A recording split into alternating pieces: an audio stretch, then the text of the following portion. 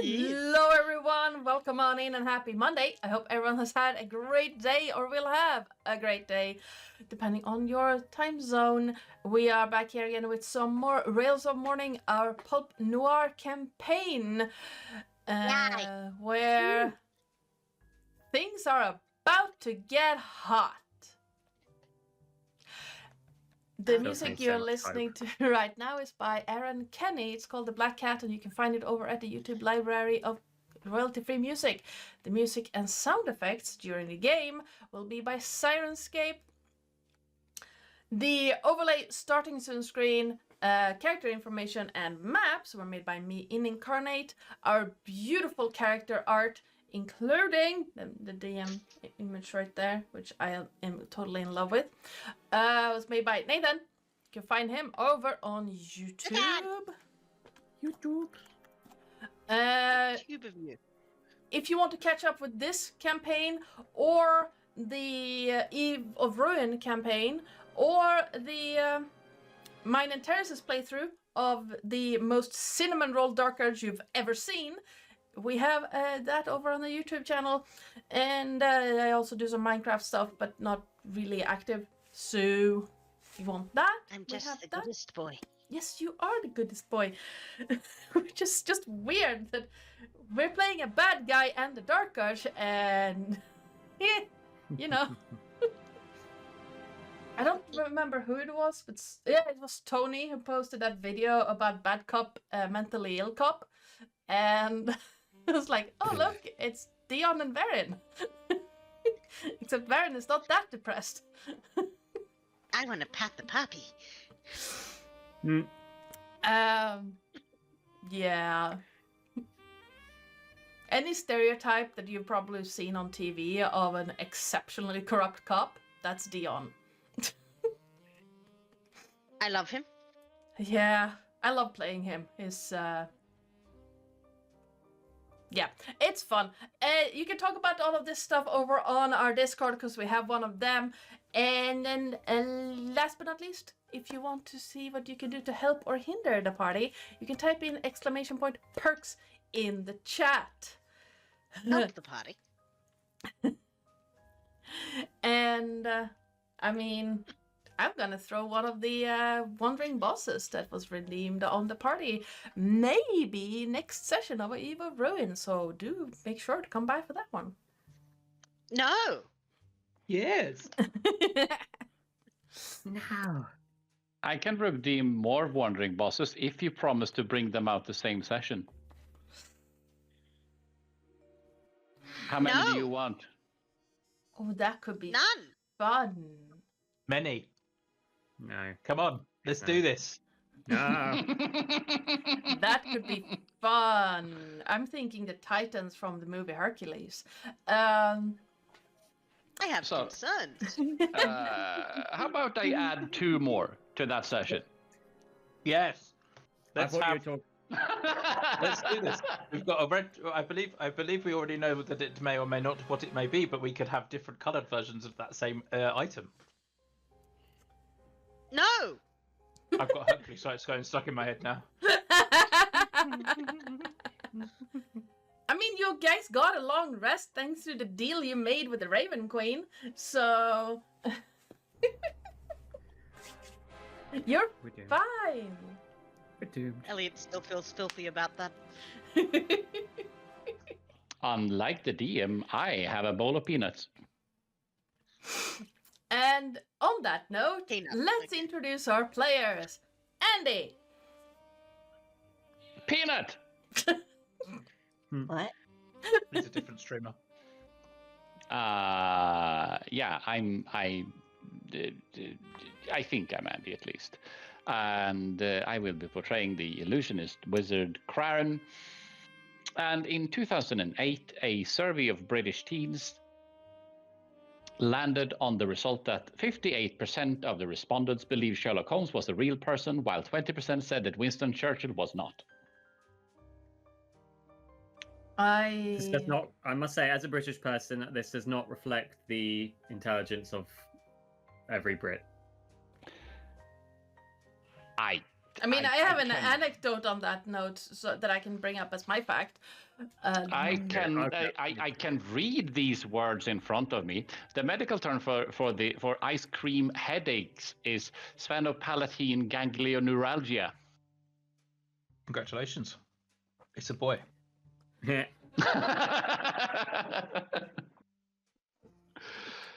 Yes. Do you know why you get? Do you know why you get ice cream headaches? It's because the ice cream touches the soft palate at the roof of your mouth, and that's what where the nerve ending is that shoots it up to your brain. Where you go, oh my god! Yes, which is why if you press your tongue up against your soft palate, it makes it go away a lot quicker.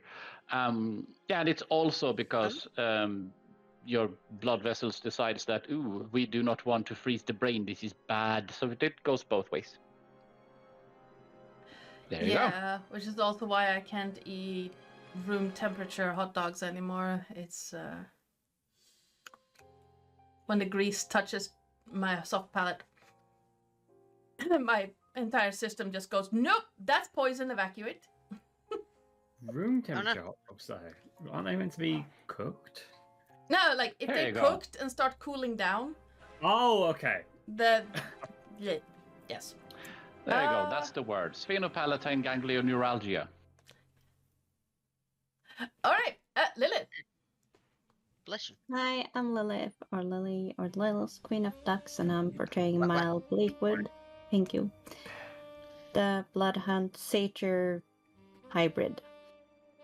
Orc. Bark. Ruff. Terris. Hello, I'm Sir Terris, your friendly neighborhood ferret.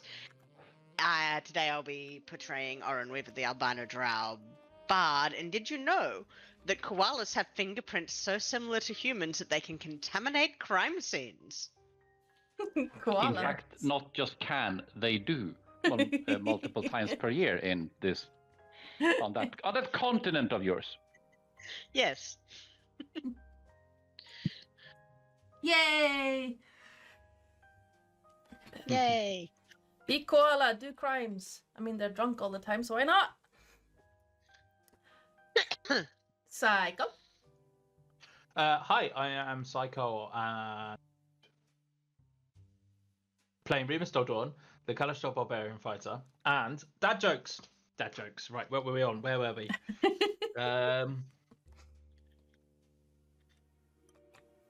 Why don't birds follow directions? Because they like to wing it.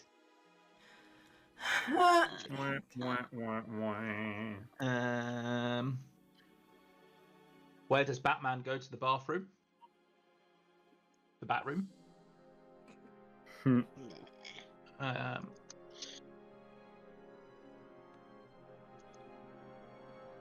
And how do you know when you're going to drown in milk? When it's past your eyes. Ouch. My soul. Yeah, This concludes the painfulness of dad jokes. I am so Everyone. tempted to give you punspiration for that one. Oh, past your eyes. Past your eyes, yeah. So funny. Don't encourage it. I know. Oh, boss. Nathan. Hello, Nathan, otherwise known as the Ars Arcana, and today I'm playing Romulus Daldorn, the Kalashtar Hexblade Warlock, second Bork of the party, and I have not a fact but a riddle today. What can fill a room but take up no space? Ooh. Okay. Silence. I was about to say eggy farts. Both are technically not wrong, but not the answer I'm looking for. All right. So I was thinking what we could do is we can have the session, and then at the end of the session, see if anyone can get it. Yes, let's do that. And if you have a guess, put it in the chat if you're a viewer. And So for what was it again? YouTube, if you What was it have... again? Hang on. Let me. Sorry, Joe. No.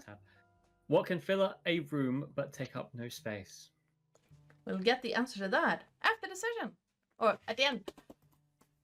And yeah, for YouTube, put it in the comment section. Yes.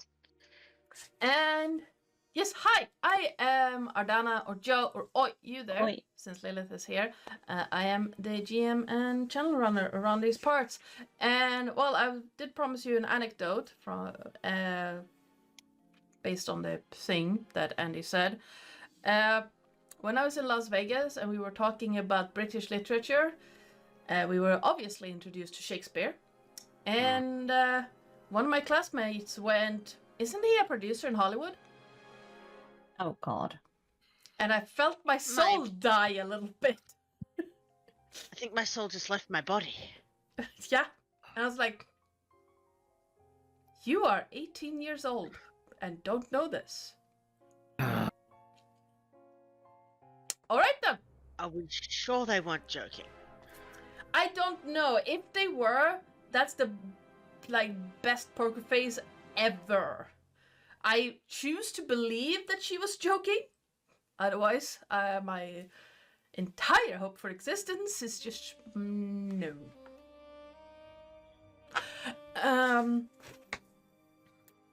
Brain, that's not very nice, and I'm not sure I can say that on stream. But on that note, should I do an interesting fact? Apparently there are sea slugs that look like flowers and butterflies. I love sea slugs. I also love sea slugs. Sea slugs are adorable. They are. There's one that's referred to as a butterfly and one that is referred to as a fairy, and you can see images of both of them on our Discord, because I love sea slugs. I don't want one because one, saltwater aquariums are a pain in the ass to take care of, and two, sea slugs are toxic. Only if you eat them. Or, touch them and put fingers in your mouth. Yeah. But yes, they are adorable. I love sea slugs. Anyone want to give us a recap of what happened last time? Yeah. Sorry, I keep forgetting No. that's my job. What am I doing? Where was I? Don't worry about it.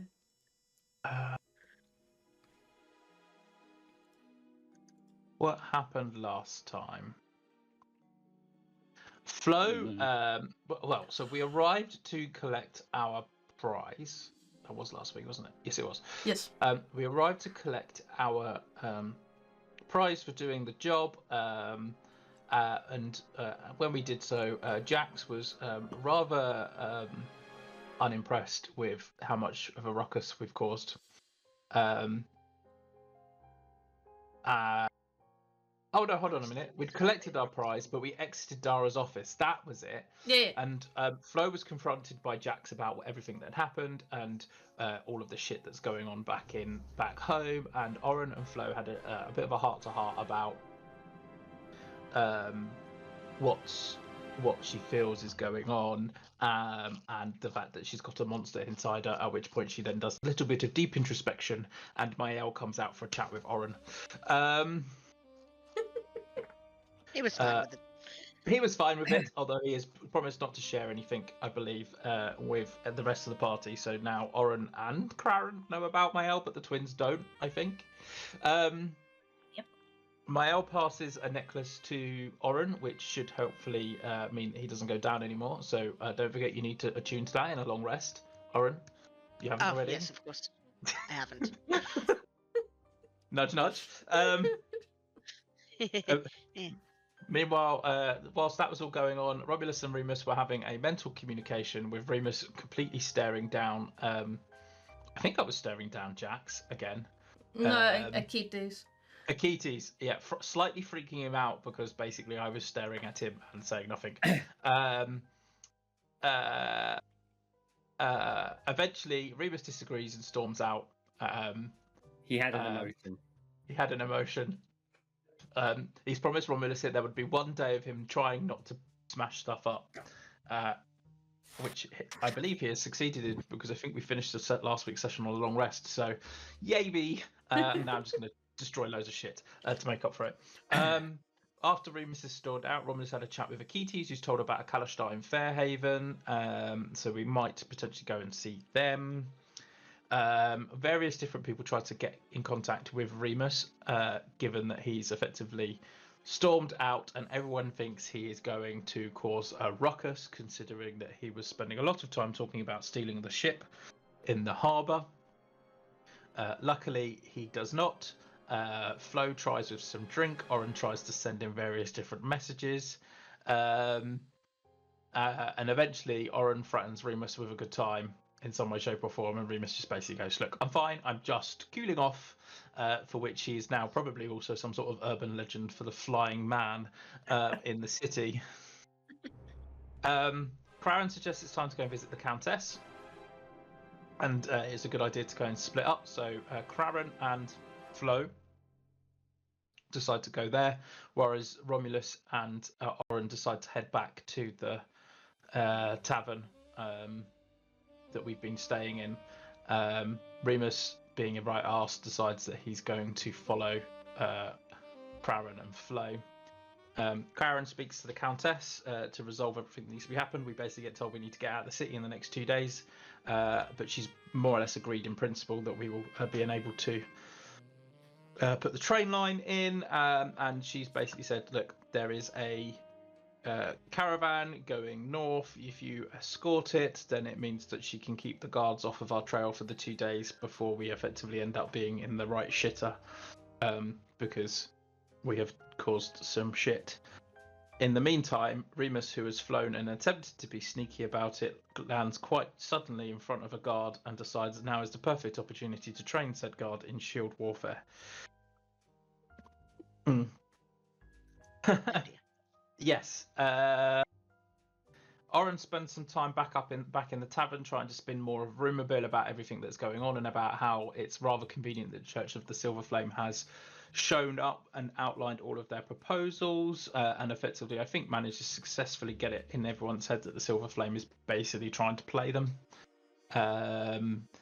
Meanwhile, Romulus has a conversation with Starfall about not having to fight Remus. And Starfall offers to empower Romulus even further once he's grown in power, so he may be able to see as she does in regard to some of the powers that she has.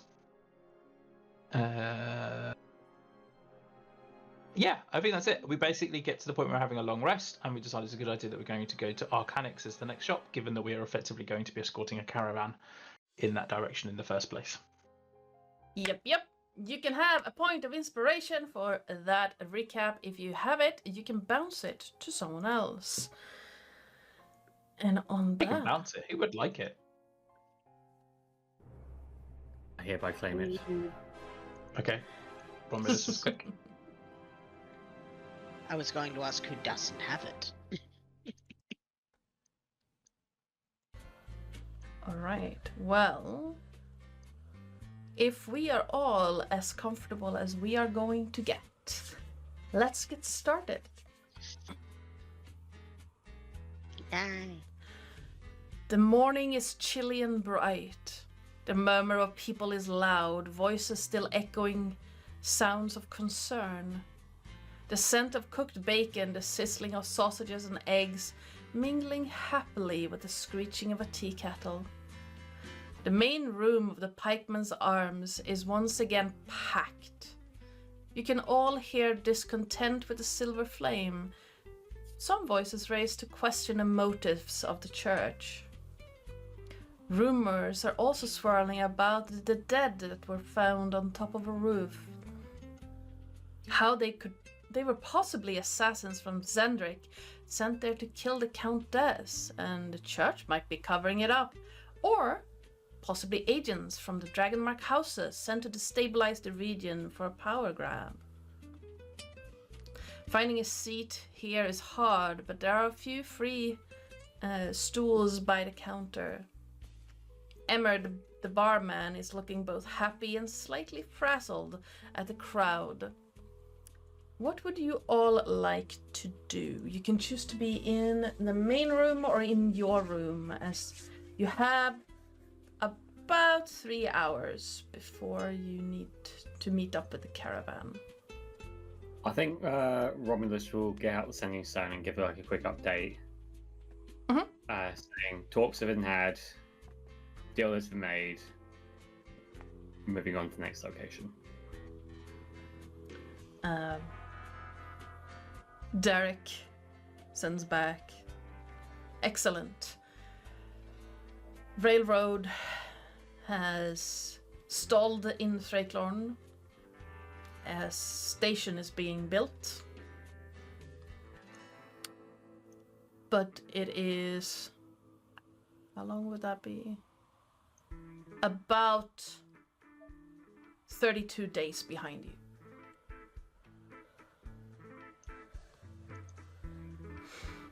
Excellent. If they follow calculations. It'll be fine. Hope they don't have dyscalculia.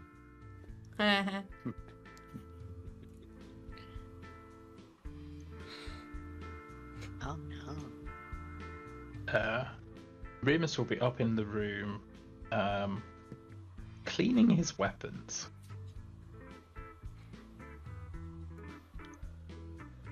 Alright. He hasn't done so in a while, so he's basically going to spend some time cleaning everything up, making sure everything looks good, and getting ready because he knows this area. He knows what shits like might come up in our little bit of transportation that we might need to do, and he's also making sure he is well prepared for the naps ahead. Transportation duty can be very boring. Remus, you would also know, because this is an area you've been in a lot, the path from Xandrar to Arcanix.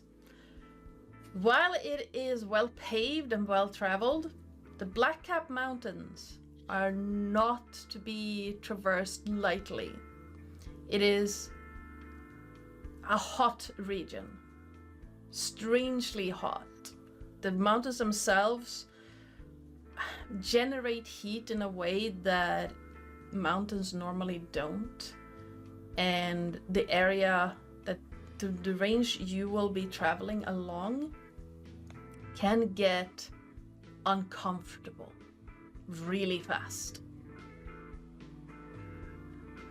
It's a desert basically, and you're going to be traveling like on the northern edge of a desert.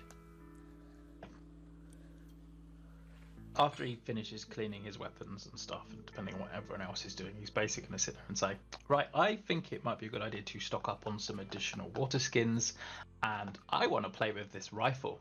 Can I go and get some more ammo, please? Anyone fancy a brief shopping trip? A shopping trip would be good. Sure. I hope you're thinking about using the rifle while we're out on the road. Do we? Is it? I hope. More tankards of water? Do we need more tankards of water? Oren is going to hold up left. his decanter of endless water and wiggle it at you. Oh, yes, I forgot about that. Right, yes, well, we might need some... Anyway, I need some more ammunition. Of course. And he's... It won't hurt to have a look, see if we can find ammunition, maybe some potions, just anything that might come in handy for the trip. You know, rations. Ah, yes, rations. That's something I, player, haven't necessarily thought too much about because we haven't necessarily been on any far too long stretches of nothingness to have to use them for a while. So yeah, that might actually be very useful. Yes. I'm all in favour of that then. Don't worry, Crowron, I won't let you starve if I have to cook one of the twins. That's fine.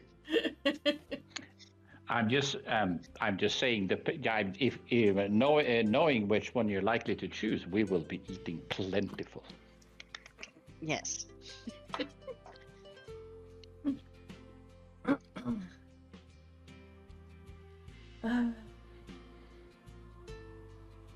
I'm sorry, what? Me? Don't worry about it.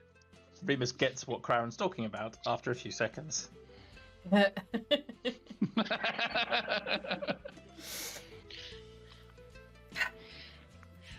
Oren will pat you on the shoulder and just say very quietly in your ear, "Don't worry, it wouldn't hurt a bit." Well, surely it would hurt a bite. No. And this is why you're my least favorite twin. I'll remember that next time someone takes a swing at you, Oren.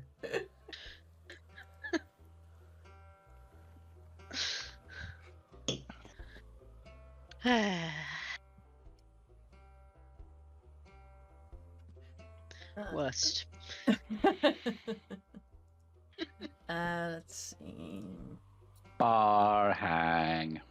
Yes, bar hang. Emmer, the barkeeper. Yes. Can I get you anything at all?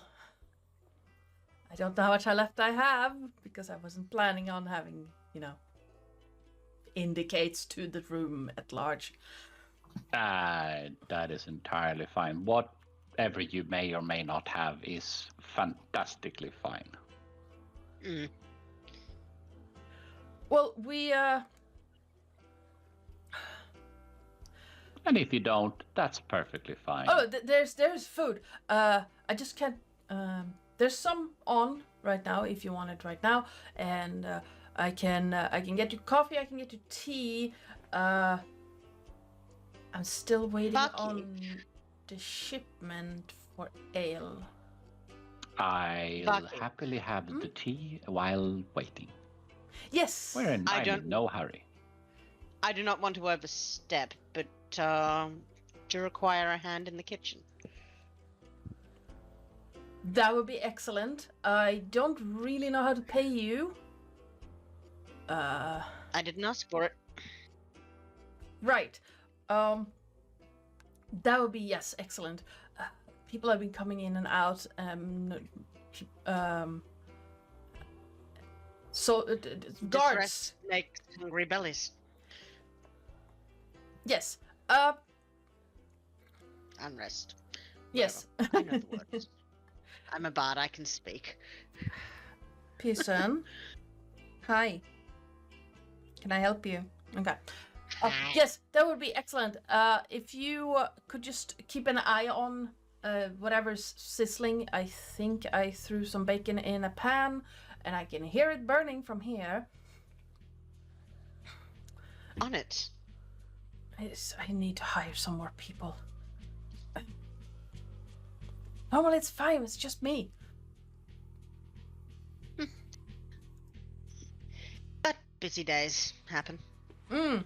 I'll be in the kitchen. Much appreciated.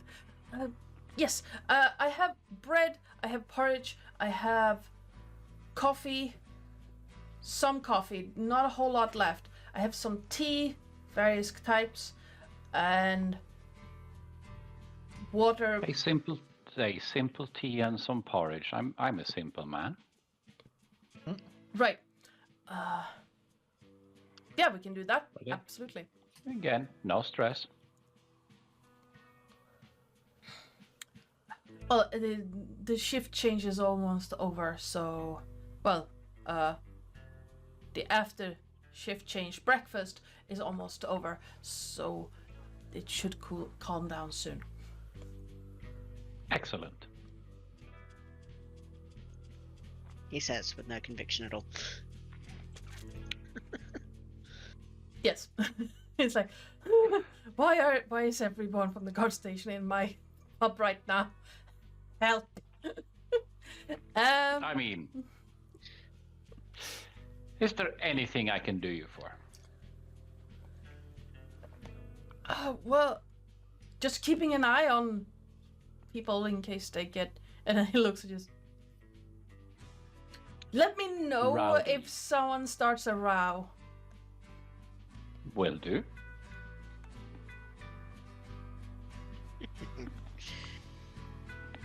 And he walks out back into the kitchen to you where you are at, Oren. And for a rather large man with a mechanical leg, he moves quickly around the kitchen, grabbing various bits and bobs, and start throwing things again. Like a little wheel on, so all he has to do is just stand on one leg, and it's like a little like wheel like thing. I love that. Hi, Kitty. Hi. Are Oh, you even thank you. visible on stream? I don't know. No, you're not. Come on. People want to see you. Hi, my love. People do want to see him. He is adorable. Maybe He looks so impressed. I know. He's so impressed. He doesn't like me in the face. But hi. Flo, what are you up to? Flo would have gone into the stables and started cleaning the horses a little bit. Making sure the dogs are all good and fed. Since they will most likely be hungry. The dogs seem fine. They're a little bit hungry. Seem a little restless. You notice that the two horses also seem to be a little restless. Having stood in... well, they haven't been stood the whole time, but they seem to be more used to moving around a lot more than they have in the past few days. It'll be fine, you'll get to move soon. Just a few more hours. Elam seems to completely love stable life. Like, he has eaten through a good portion of a hay bale and part of the wall. Oh. She will start braiding the hair of Elam. Try making Elam look nice. Poor Elam. Yeah. Poor Elam, yes.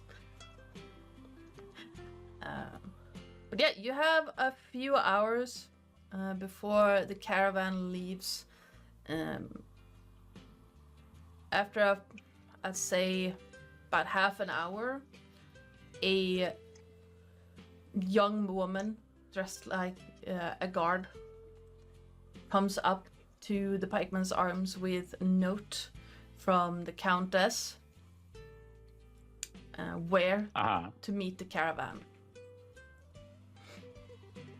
And it basically says, by decree from the countess, I'm not even gonna pretend to know how to pronounce her name. Lady Chewbacca.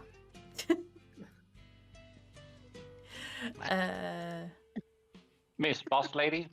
Yes. Countess Irgasiv, or Ir Oeskai, the representatives of House Sarask have been employed to escort a caravan heading for Arcanix from the city of Xandrar, from the east gate of Xandrar. The representatives of House Sarask are to meet up the caravan by the east gate no later than 12:30 p.m. Further instructions will be given once the representatives meet up with the caravan leader. Nice. Excellent. Fantabulous. Indeed. Not And only do we have an escort thing to do, but we're also quote unquote employed, contracted, if you wish. yes, you also realize that the Eastern Gate is maybe 10 minutes walk from the Pikeman's Arms. Yeah. So it's a pretty Simple. easy place. You wanted to do some shopping, getting some bullets and healing potions? Yes, is there anything at that market that's on the way to the gate that we were at last time that we ended up having that fight in? The market is like a roundabout way, but you can get up there in like half an hour, 40 minutes, and then back down to the East Gate with no issues. There would be some ammunition that could be found there. I'm gonna check what that would be. Now you can get like regular bullets that will cost you what did it say? I think it said it wasn't a lot per batch of 20. But sling bullets are 4 copper pieces for 20, but sling bullets won't do it for that type of gun. So it's, Lethal. yeah, the rifle. How many for a sling bullet, sorry? Or how much? Sling bullets are 4 copper pieces for 20, but those are also just glorified rocks, so... The D&D version of Rock Smash. Yeah, basically. Let's see. Let me smash. I mean, that happens frequently. This is true. Let's see. It's actually a martial ranged weapon, though I don't think you would have all that. Why doesn't it say how much the bloody thing? I'm gonna say you can get 20 for a silver piece. Okay. That's fair. Is there enough for me to get 200 for a gold piece? Let's. Yeah, I'll say you're gonna buy the merchant out completely, but Fine. you can get 200 for a gold piece. Hi, can I help you? Don't walk on my keyboard. Thank you. But he wants to. Yes, I know. Now he has planted his tail across my keyboard. You can also find 3 health potions in a stall for 55 gold pieces each. Okay. I will get those as well. 3 health. Yes. 55 gold each. Yes.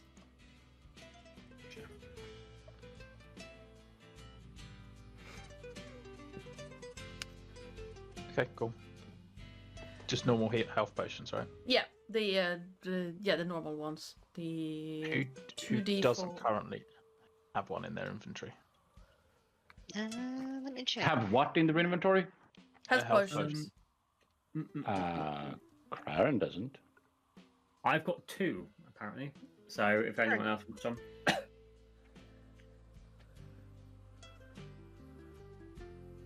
Aaron doesn't have any.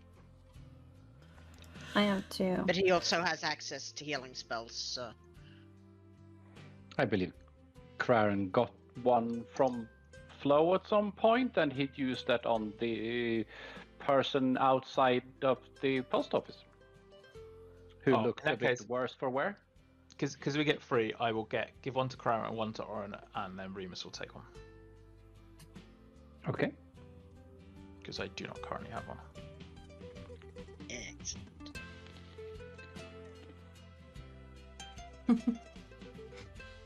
All right. As you are all getting ready, while you're away, if you want to, Emmer could have hooked the horses up to the carts for you. So when you come back to the Pikeman's Arms, your things will be loaded up onto the cart and the horses ready to depart. Yeah, Flo would have helped with that. She wouldn't like to be out in the city with the silver flames roaming about. Very fair. Yeah. Let's see. As you're all getting ready, a very official-looking gnome man comes up to the two of you, Romulus and Remus. Nice, like, cap, one of those newspaper caps, smart uniform, and it's very, like, official looking. Excuse me. Hello. I was told to find two brothers with different colored eyes and dark hair, and I was told that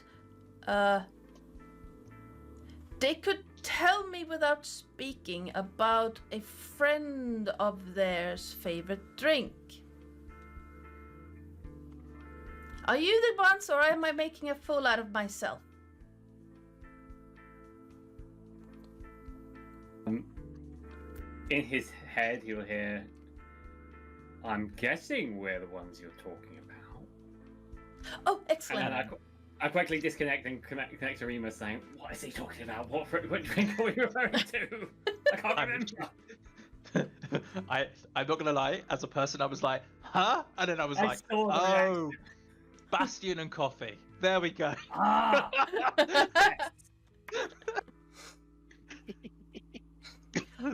It took me a while. Those cranks were not quite working properly. Yes. It wasn't working for me.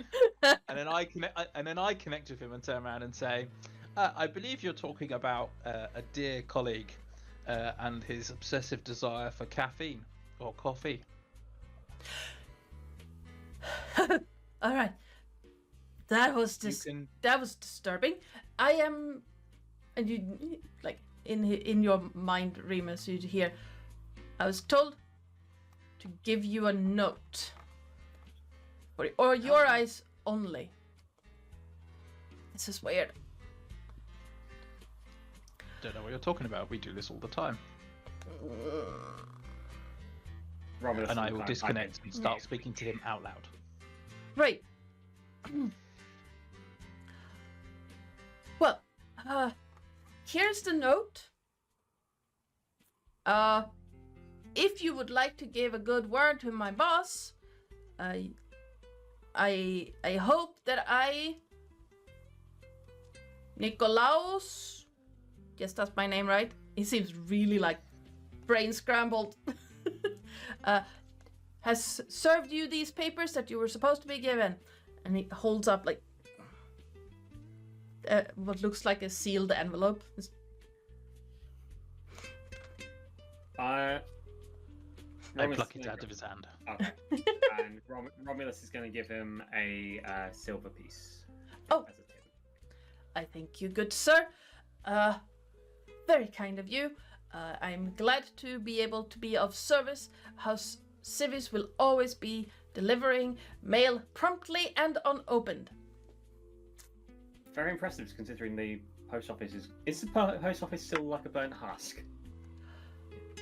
Yes, we have, however, been given temporary accommodation's not the right word.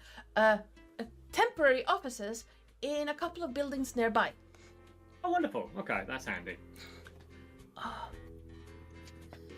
I was luckily not there that day, but thank you for the payment. And he puts it in their pocket. And I hope you have a pleasant rest of your day.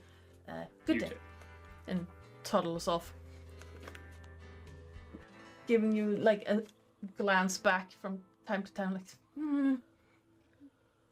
weirdness. Yes. And the envelope is just a simple white envelope. There are instructions written on the outside of the envelope that it seems as this gnome followed as much as he could. And it's signed from Bastian. Where's Flo? By the horses? And we're out and about on the street, aren't we? You would have been just outside on the street, yes. Okay, perfect. I open the letter. All right, let me grab the text. There it is.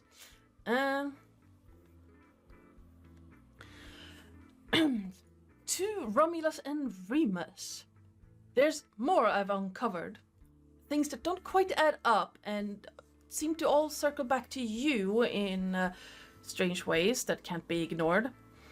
Well, you already... I already told you that you are Kalashtar, and if you didn't find out before this, I will need to have a talk with you about investigations. And but you're not just any kind of Kalashtar. Your features, dark hair, the eye color, mark you as descendants of the Orkaloon Kalashtar line, a bloodline that is steeped in power and strange shadows. The island was raised in 912 YK by a ruby dragon, an ancient beast whose motives remain unknown so far. In the attack, Queen Kashdai and King Vaed were reportedly killed along with most of the capital's population. Their twin sons, Irvandath and Elvandir, vanished without a trace. No bodies, no sightings, just nothing. And here is where things get even stranger. The two of you were dropped off at the Cogs of Dreams orphanage about 30 years ago, barely older than toddlers. The man who left you signed his name as M. Garin. That name doesn't match any known records, but someone matching his description has been asking about you recently. Scarred face, old eyes, like he's searching for something he misplaced. Now, I'm not saying you're the lost princess of Orkaloon. That would be impossible. Those twins vanished over a century ago. And you're far too young for that.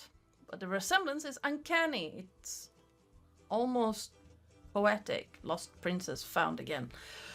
There's no proof, just echoes. But they seem to lead to some form of truth.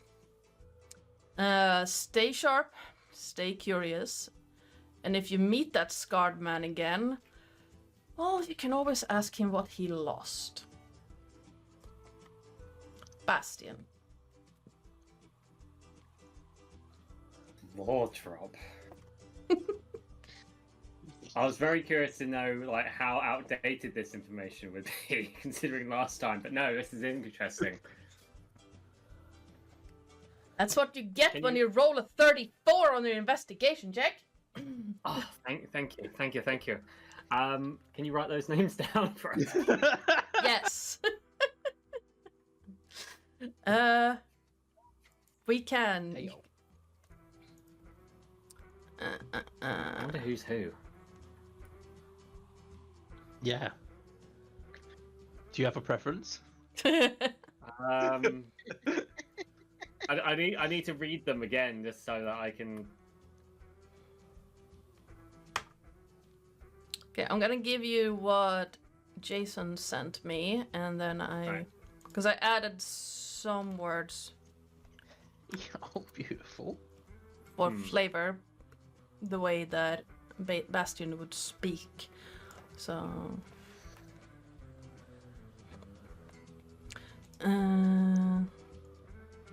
Beep. yeah. Okay, here is. Ba-ba-da-ba-ba. I'm going. Let me copy. Thank you. I'm gonna put that in your notes. Notes of Mourning. There we go. No copy, only death. What? Nope. That's weird.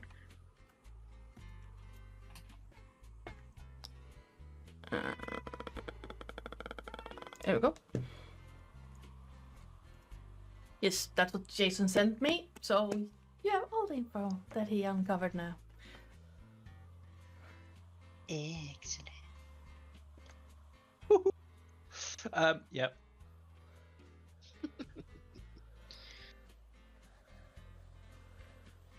Do you have a preference, brother?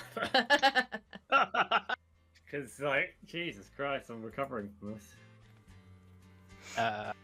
Well, now we both have names. Hmm. This is, well, assuming we are the lost twins and the 30-year gap is somehow explainable via... Wibbly wobbly timey wimey. Yes.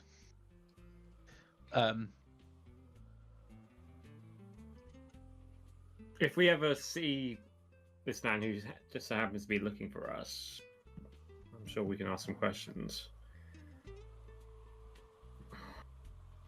Yeah. If we ever find them. Yeah. I do know there is, so just a ways down the road, where was the place where that... when I accidentally hit caps. that other, where that other Kalashtar was, we could always pop over there and talk to them. I don't know if they will particularly know about our origin or whatever, but might be interesting to get to meet another Kalashtar like us.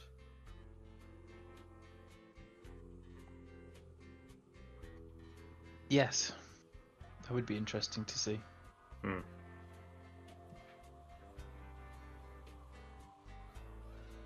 Something to consider on our journey towards insert name here, Arcanex.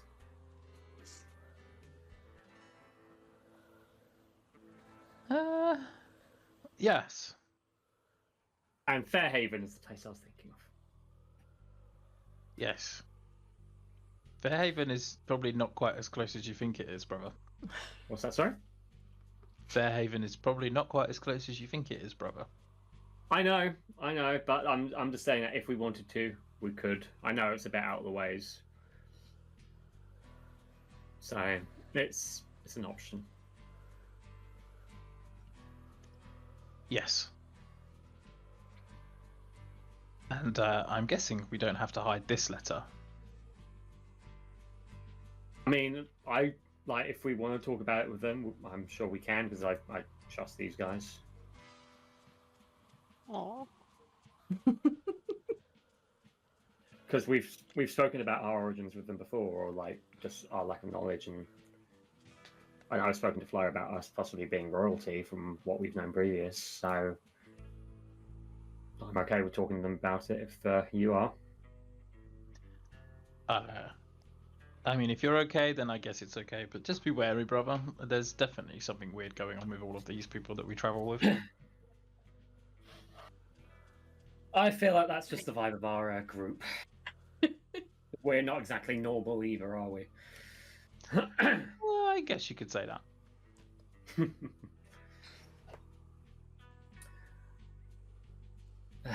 I think at this point there'll be like a slight hint of silence, and then Romulus will probably just quickly apologise for like the whole like argument that happens.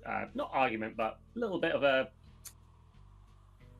heated discussion from the last session. It's fine, brother. You will pay for it in mysterious ways later. Just remember, I can't fight back, otherwise my patron will be very mad at me. Oh, what a shame.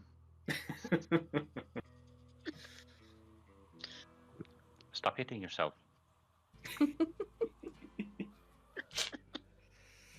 Alright, shall we get everyone together and see about heading to the East Gate? Sounds like a plan to me. Let's get them all going. Yeah, the sooner we go, the sooner we can get out of this place. Oh, it's going to be so much fun. I haven't done one of these in ages. I can't tell if you're oozing with sarcasm or not. Oh, I am definitely using with sarcasm. There's Wonderful. nothing like a cart escort to make you fall asleep. Wonderful. Let's hope the scenery is at least half decent.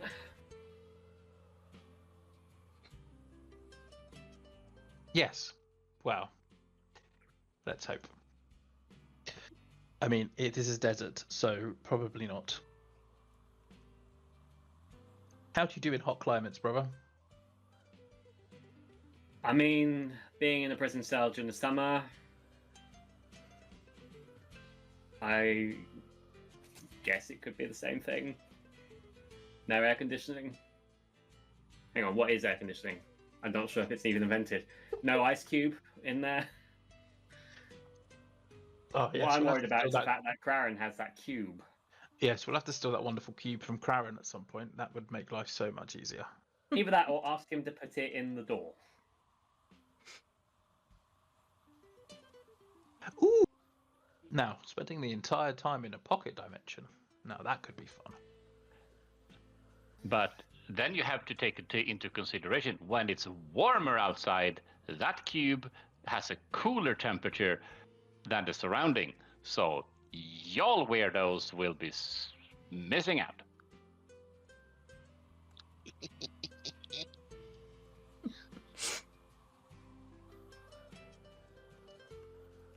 This is true.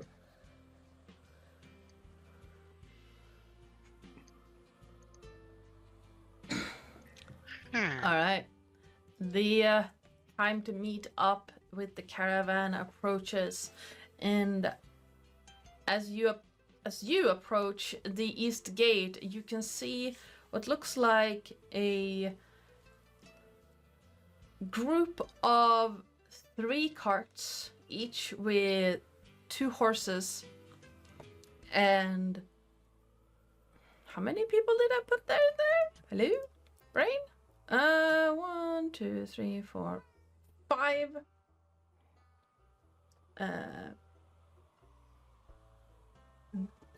Somewhat well-dressed individuals standing by the carts.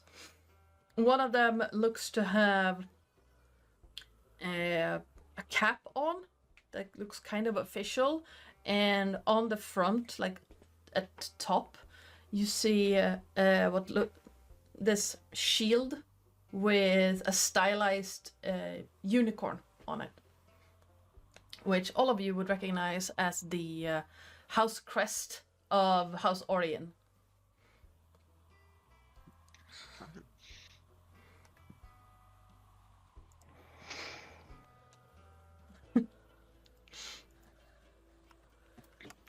Well then, shall we? Let's. Yes. By all means. Onwards to glory. Or something. Or sand. The man, Probably sand. the man in the official-looking cap turns to you as you approach. He has like dark brown eyes, weathered face, beard with like salt and pepper in it, lines from being outside in the sun a lot, and kind of flowy looking clothing that is not really appropriate for springtime, but would fit very well into a desert climate. Right, you are the ones being paid to make sure we get to Arcanix in one piece, I assume? That's the idea. Something like that. Excellent. I am Roland. I am the one who are responsible for our cargo getting where it's supposed to be. Now, I'm sure, being representatives of House Sarask, you know a thing or two about escorting volatile equipment. And people. And people. Right, I was not going to ask, it's not any of my business. But these carts have blast discs in them. Do not jostle them. Do not set fire to them. Do not spook the horses. I will feed the beast. Thank you.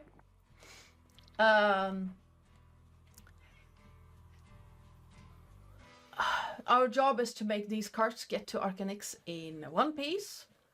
Hopefully there are all of us as well. But I'm guessing that the items being delivered in one piece is more important than all of us being delivered in one piece, however. True, yes. They kind of go hand in hand in a way. While none of the blastics have been armed, the contents of them are are explosive in nature, and should one of them go off, well, we don't have to worry about reaching Arcanix. Understood. Should one start ticking, run and cut the leashes for the horses. Yes. I also have a note for any of you from the countess. And he produces what looks like a official looking rolled up piece of parchment. Who do I give this to, just so I can say that it has been delivered? Any one of us would work. I'll take it if you like. Excellent. Now, and brings out another piece of paper, and please sign here that you have received this note. Ah, yes, legal binding documents. Please sign, Oren. I will not touch that. Of course. Oren will make a note of reading the document, just to make sure that he's not selling his soul or some other such. It is a. He is learned. In a fine print, your soul is ours. Hear ye. It is a pretty simple document. It's not a long bit. It basically says, intended recipient of this parcel has indeed received said parcel, and House Oria no longer takes responsibility for the parcel as it has been turned over to its intended recipient, the below signed. And then he has signed his name and holds it out to you. And yeah, he'll read that. He'll sign. Just this looks all in order. Thank you, sir. And he folds it up, puts it in his pocket, adjusts his cap a little bit. It seems that we are ready to... Oh, wait. He looks over to the guards at the gate. And in addition to what looks like the regular guards, you see two familiar figures. The Minotaur that greeted you on the way in, and Roger with his Steel Defender.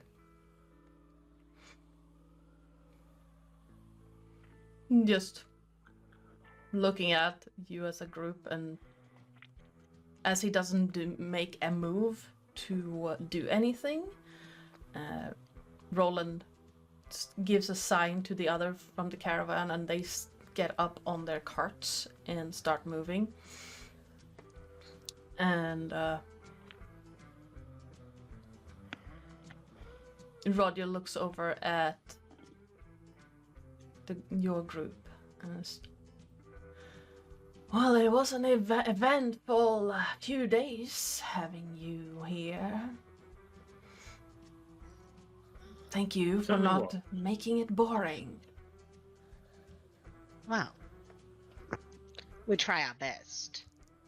I like to keep things interesting. If it was up to me, you could have stayed longer. As it is, I was set here to make sure you got out without being hassled. How far are you traveling with us? To the other side of the gate. Ah.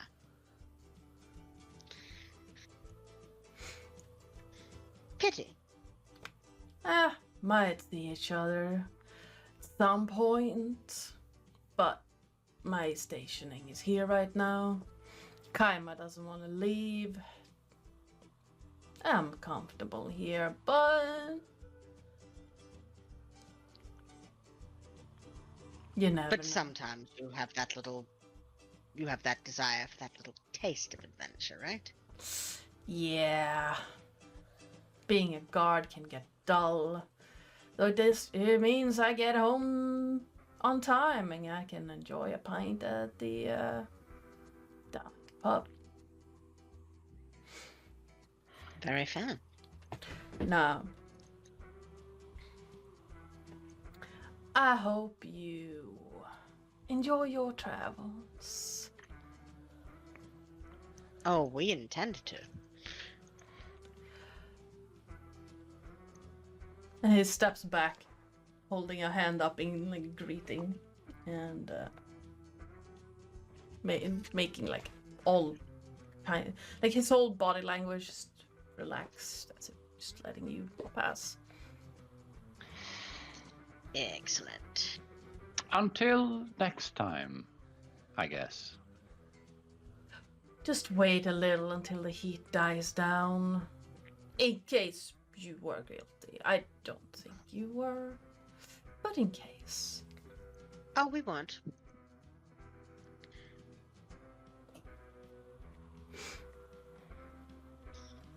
You wouldn't believe us if we told you what was actually going on. But rest assured, this time at least, we were the good guys. I don't doubt you.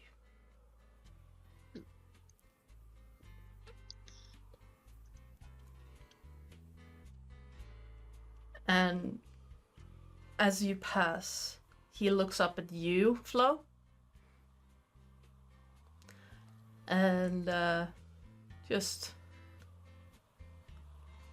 a friend of mine wanted to pass on a message. Oh, okay. Führer Ardent, may the Fury protect you. You can see her ears go all the way back, and she's like, "Okay."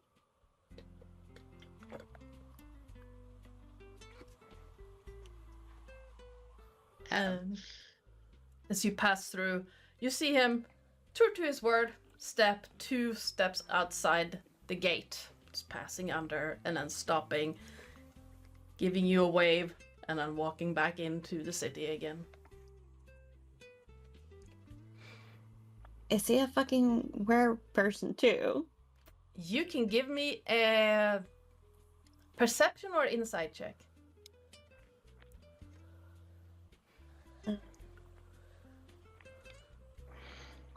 Let's see, perception or insight. Yes. Uh, I haven't put you guys on the map. Dang it. Hold on. Oh no. I need a pin. I will use my inspiration for that. That was just sad. 22. Alright, with a 22 inside, as he turns around, you see his eyes gleam a little bit in the light. very similar to that of a cat. And she will look over at Remus. And she will be like, well, but I guess you're welcome here. You can always have a cat fight with him. Oh dear.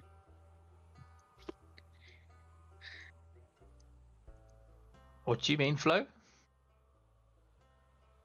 He's a rare tiger.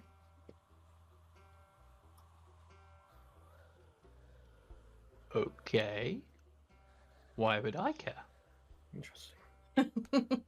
Well, if you want to, like, train or something. I would much rather fight the Minotaur. Okay.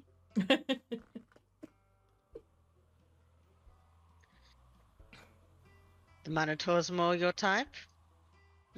I just want to see whether or not I can repeat the feat of Suplexing a Minotaur into a chicken coop. suplexing. Yes. Aaron is going to side-eye you for a second and just go, you have a weird idea of foreplay. He wants to ride the bull. I mean, if you can't wrestle, what's the point?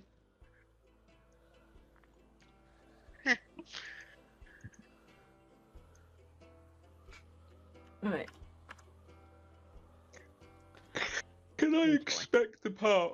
Oh, Jesus, sorry. Can I inspect the carts to try and see which one might be the most comfortable to lay down on? Absolutely. On top of this landmine, on top of that landmine. Dealer's choice, really. I mean, cats do lay in the most awkward of places. Yes. This is true. They do. Are you trying to do a quick survey, or are you taking your time to find? Oh, I'm taking my time. I Alright. am. Look, He's we're doing walking an in circles. escort. Yes, I know exactly what I'm doing. I'm trying to find the most comfortable location to lay down and look like I am guarding whilst I'm having a doze in the heat. All right. Well, since you're taking your time, I'm not going to force you to roll for it. You do it after giving the. It's a little bit of a hassle to do it because the carts are slowly moving along as you're inspecting them, but you do manage to find that the second cart of the ones that you're escorting has, like, in addition to a large crate at the front where you think well, it's marked fragile and volatile on it, so which gives you reason to believe that it's probably there where they have the blast, well, at least one of the crates of the blast discs. You do see similar crates in the other two as well, but the middle one also has what looks like large bags of clothing that they are moving as well, and are obviously the most comfortable to lay on because it's fabric. Yes. I just call dibs and I basically jump up on the cart and start making a weird reclining seat out of the sacks and the chests.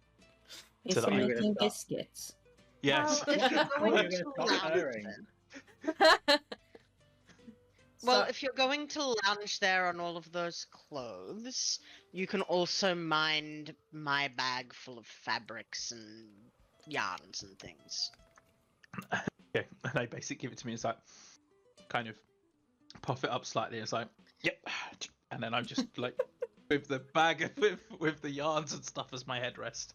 I'm propped up. Oren is going to prestidigitate your head clean if you're doing that. Okay, fine. But yes, Just, he's basically plain. in a reclined seating position on the back of this cart with his various weapons festooned around him, and he's going to hold the rifle in his hand, and he's going to be playing like slightly playing around with it. Yes. I'm waiting for an accent. Hold on a minute. That sounds so bad. No, I'm not saying it. Carry on. I think whilst Remus is doing that, Romus is probably going to kind of find somewhere to kind of sit and probably go over that note a little bit more and just have a kind of think about things.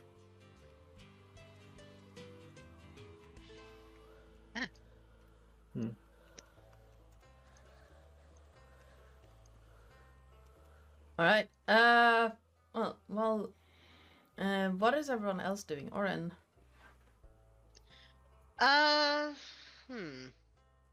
Good question. Cran is practicing his origami wizardry.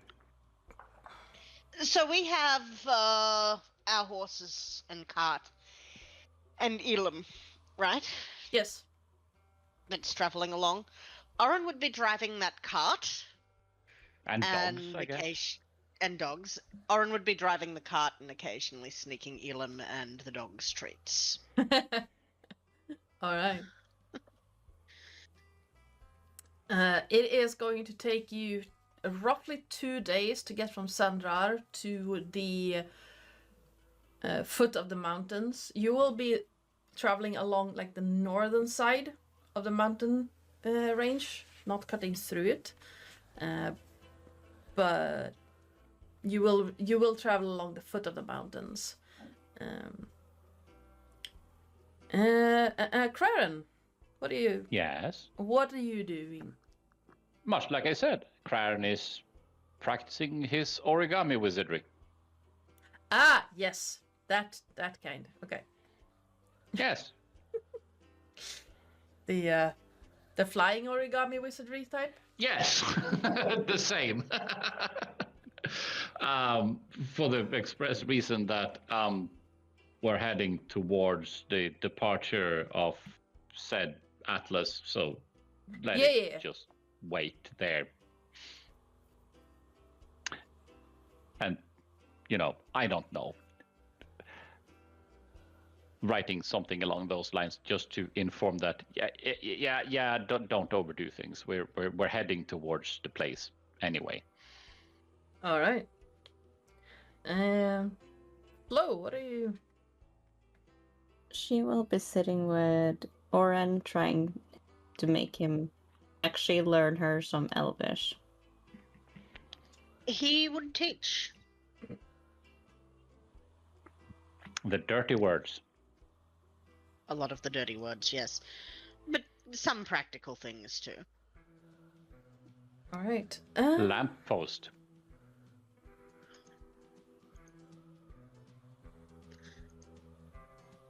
Lamppost. Sorry. Yeah. I'm a vegetarian.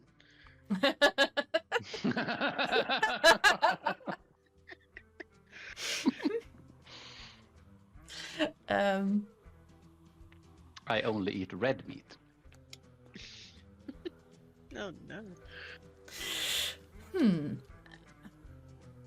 Yeah, it will, like I mentioned, it will take you roughly 2 days, and I have prepared a desert camp for you guys. Yeah. Camping. As you get to the first evening of this journey, there we go. Fortunately, it is. Did I put it on daytime? No. I don't know. No, I did not. Nighttime. Daytime. Nighttime. Yes. Daytime. Yeah. Bum ba dum. There we go. Uh-huh. Mm-hmm. Wrong layer! Yay! Wrong layer. Ah. And as The- as night falls, the first night you start noticing that the temperature is increasing a lot faster than you would expect in springtime, even though it's towards the end of the 3rd month of the year and you are well into spring.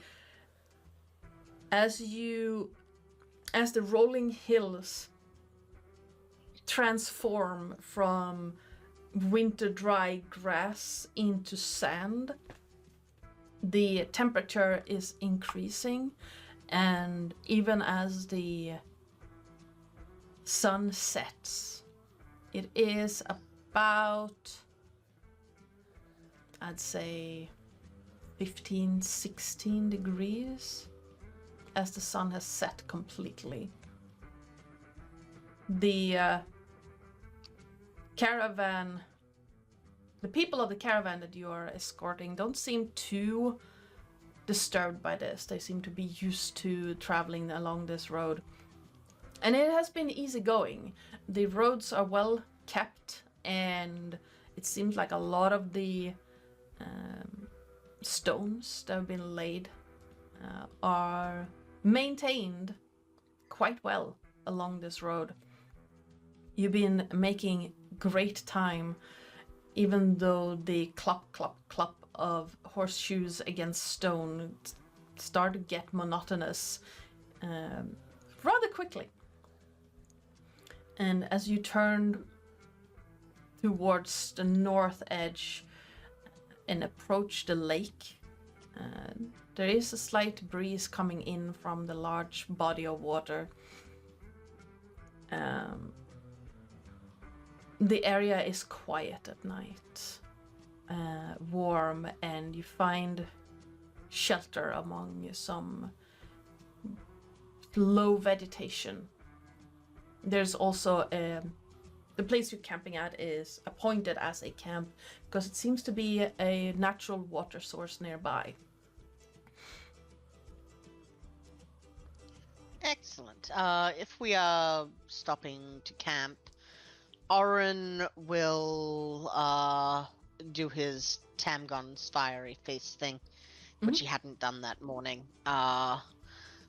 in order for the next 24 hours for everyone, well, for 10 people, including himself, to have, the extra 10 foot of movement speed and the fire ember belly and all of that. While he's making dinner. He assumes he's making dinner for everybody. That is your choice. I'm going to assume that no one is going to opine. Oh, the people of the caravan are definitely not going to opine. How many are we, including the people in the caravan? You would be 10 total. So yeah, everyone gets that extra 10 feet of movement speed and ember belly. Nice. If they want it. If not, he can make a non-spicy portion for anyone that declines.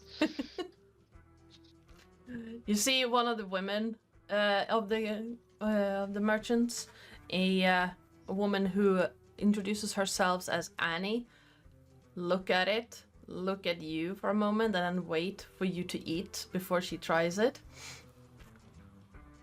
He has a nibble. The question is, will Annie be okay? Funny. Very funny. How do you try?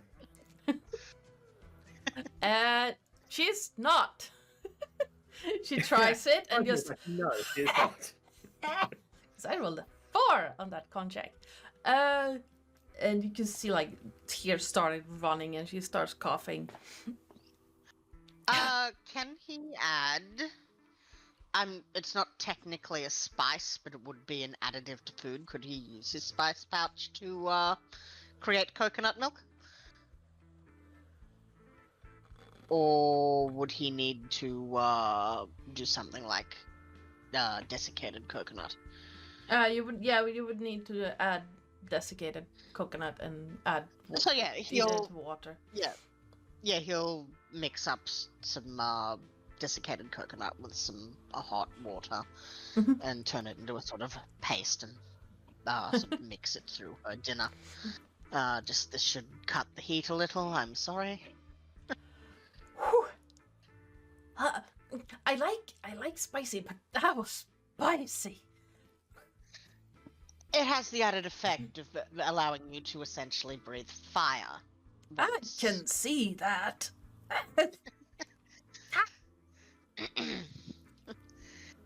Useful for people on an escort to have. Just don't breathe the fire at the merchandise.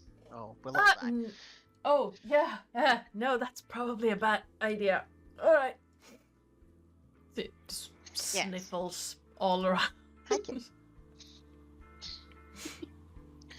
He'll also pour her a glass of water from the decanter of endless water.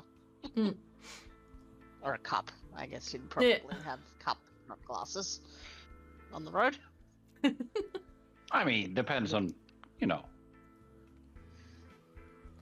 Well, I'm thinking he's not ranger. Yeah. He would probably not be carrying a crystal goblet.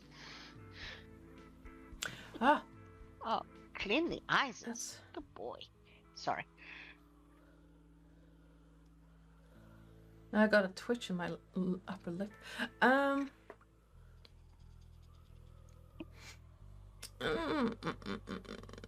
just Yeah, realized. okay, matey.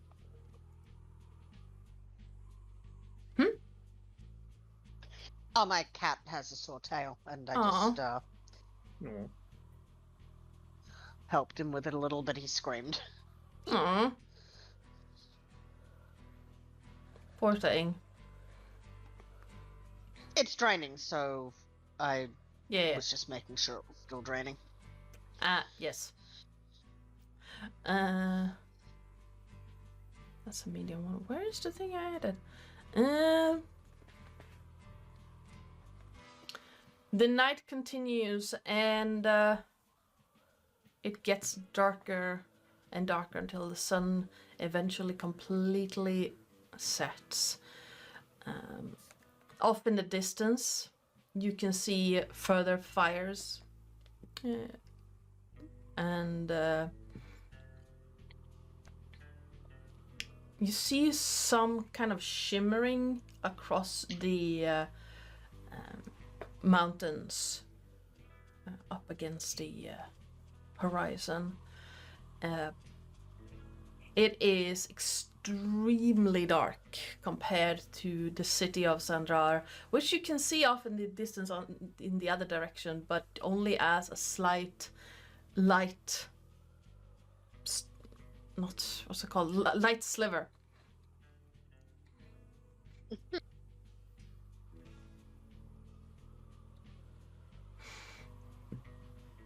Oh, that's good.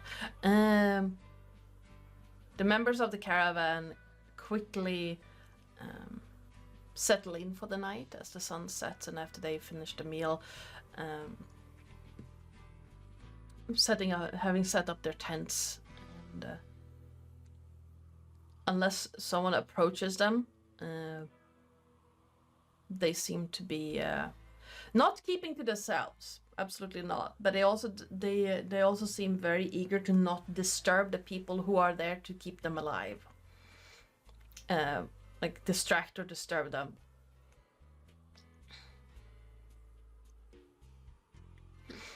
Respectful.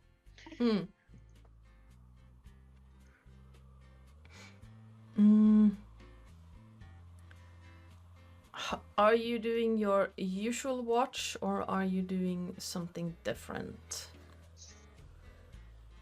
I'd be happy to do the usual watch, but if anyone has any suggestions, I'm also open to them.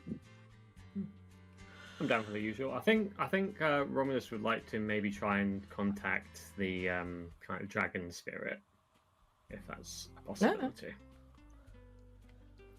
Absolutely.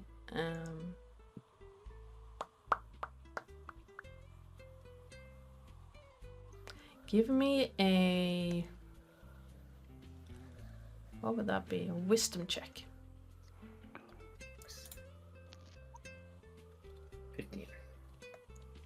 All right. Settling in, you do manage to find a manner of equilibrium in this desert landscape, and after not too long, you not hook up with, you get contact with. No, he hooks up with it. With Obviously. obviously with Salvanda, who's this is a surprise. Long time no speak. It's the other one today. Yes. Interesting. I've come in contact because I've got a couple of questions I just wanted to ask you about. But we have recently stumbled across some more information with regards to our origins, so to speak. And I was wondering if you could maybe confirm, or if you had any ideas on things. Your insight would be most appreciated. I can make an attempt. That's all I can ask. He'll proceed to read the note he got given. Salvanda is quiet. Or, well, as it's weird because you have this sensation of words, but there's no real speech happening. And you do recall that Salvanda's eponym, I don't know, like the title is the Voiceless One. So it's more of a sensation of words than actual words, and they go quiet for a moment and then come back and it is strange to hear names once again. I do remember Kashtai. I remember seeing the world of Eberron's creation briefly a while back, but time has no meaning for me to speak of. I do not know if it makes any sense for you, but I lost physical shape while the Dakhani Empire still ruled Corvair. But if this is true, that explains so much. Why I am connected to you and your brother, why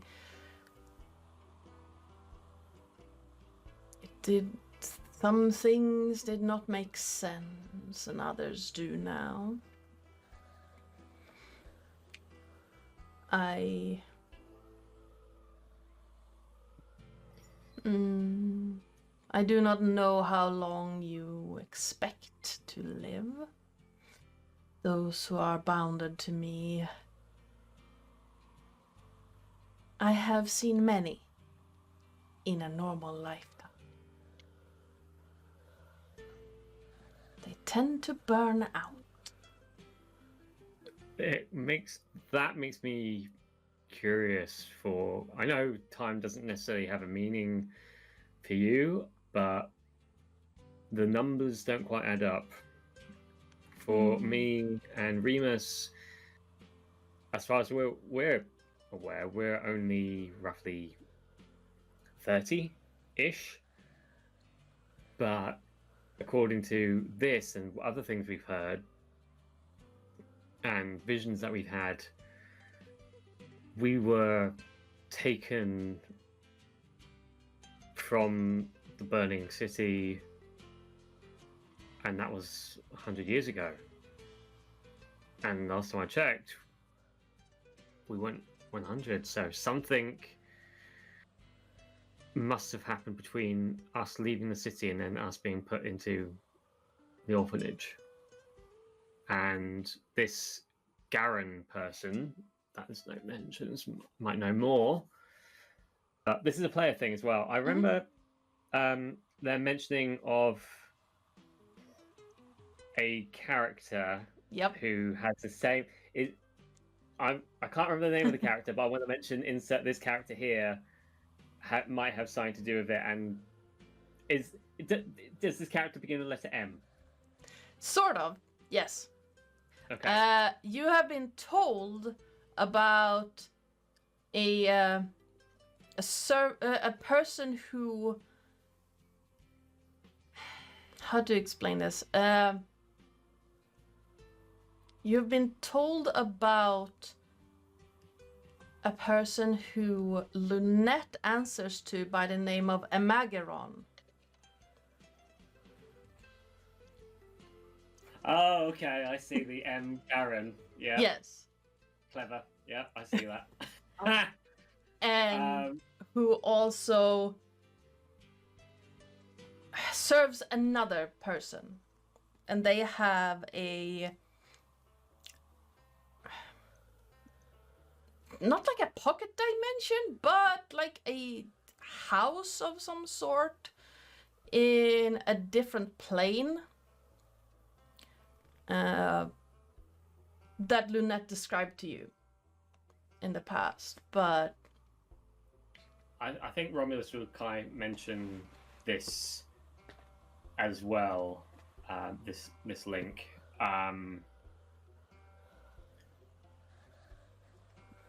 But I could imagine him doing it with a lot of unnecessary context about how he ended up knowing Lunette and the sword and the Darkle, but he got there in the end.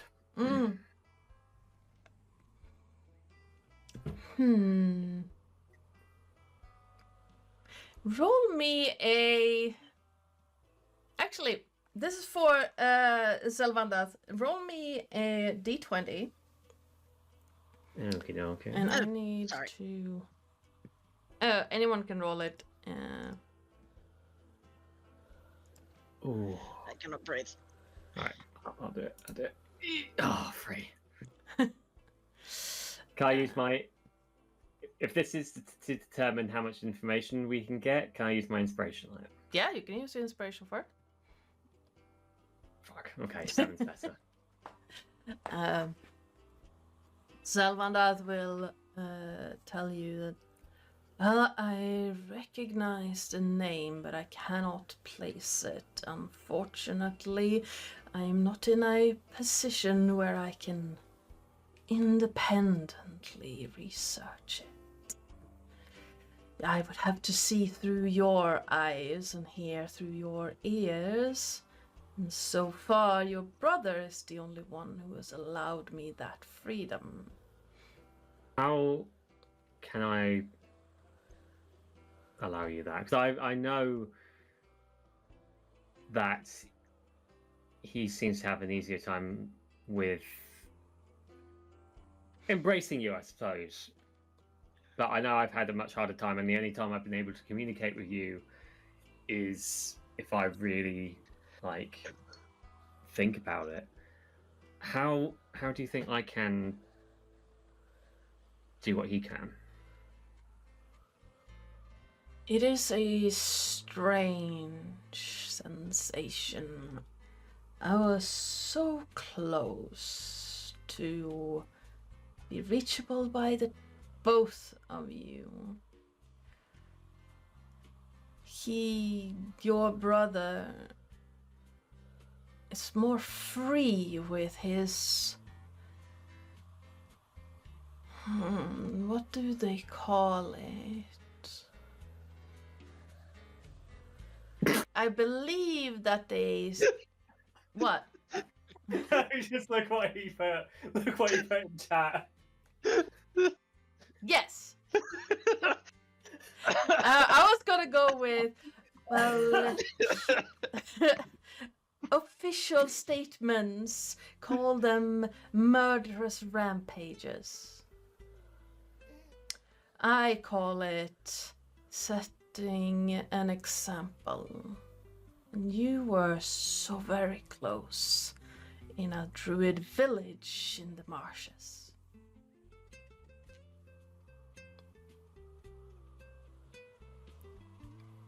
If you want an easier task to talk to me, just embrace that part of you. Okay.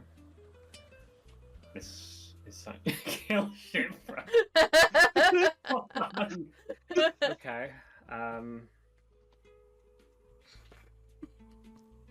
This is something for me to think about. Or we can keep meeting like this. I am bonded to the two of you after all. That is true.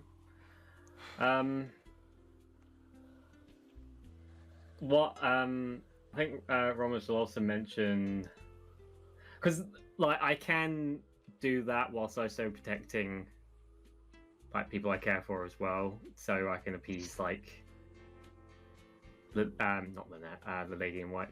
Have I ever mentioned Starfall? No, I do not believe you have.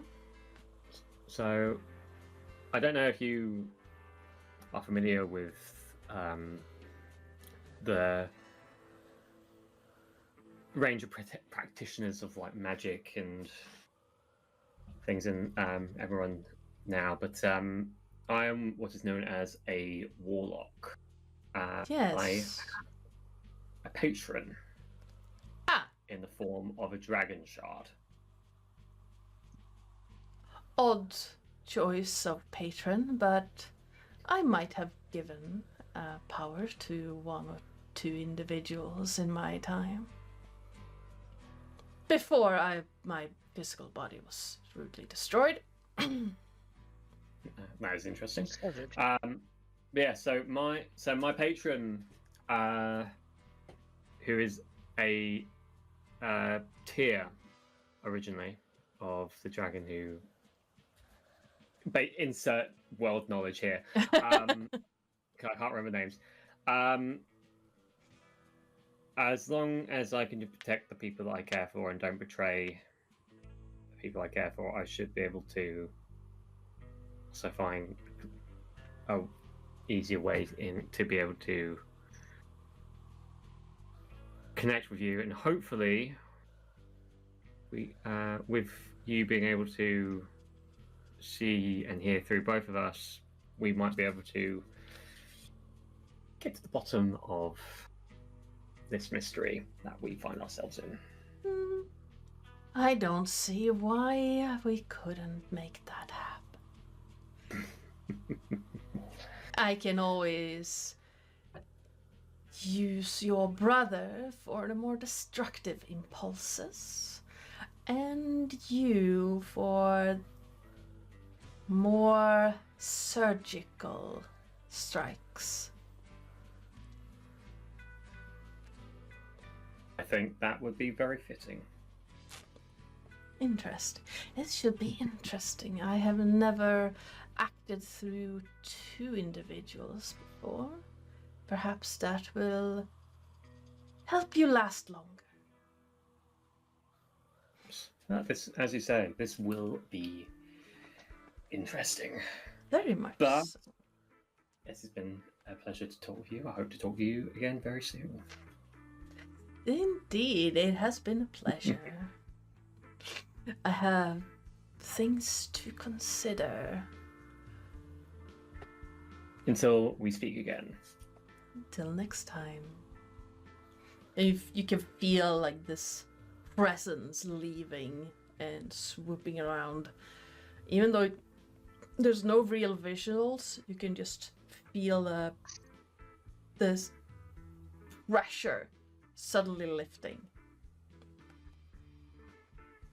I think at that point, Romulus will kind of feel like he has forgotten to breathe. He needs to catch up a bit, and then he, I'd imagine he would have been like laying in bed by this point, and he would kind of just get up and kind of get his bearings a bit and play with the bracelet that Starfall comes from, and kind of just sits there a bit before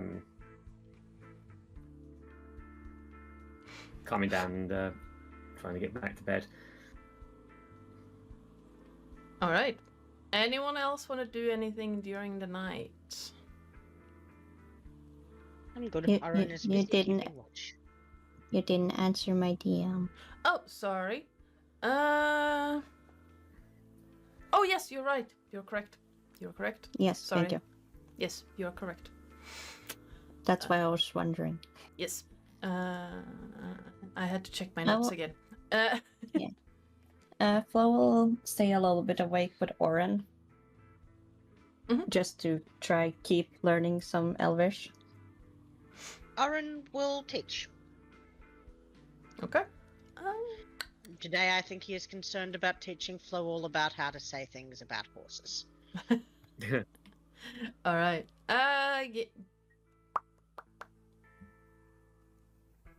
Oren, give me a. What would that be? Roll for pedagogy. What? I think it would Would it be performance? Yeah, I'm thinking performance. A performance check. And Flo, give me a intelligence check. That's an 18. That's not bad.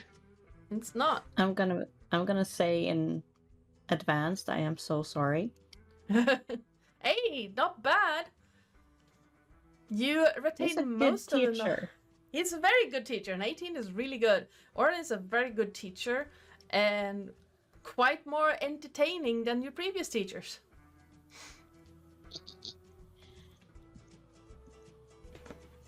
They usually don't smack Yes. you on the head. She's so used to getting smacked on the head, not petted. Oh yeah, he would not smack her.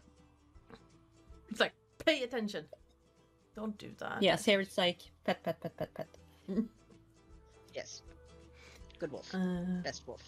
Clever wolf. Port. all right. As the first night passes, everyone please roll me a Constitution save. Save, okay. Mhm. 18. Is this because of the heat? Yes. So the DC is very low. That All was of a 10. you get a long rest, but it wasn't very comfortable being used to traveling out in the cold.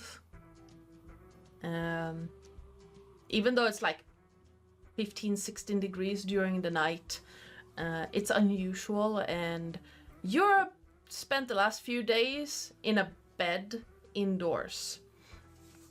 You are now sleeping Very outside in a tent with wind rustling through the canvas and horses making noises, the temperature starting to become uncomfortable, people moving around, and the almost oppressive darkness when you're outside, just outside the ring of light from the campfire. But yes, all of you get a long rest and manage to carry on your journey.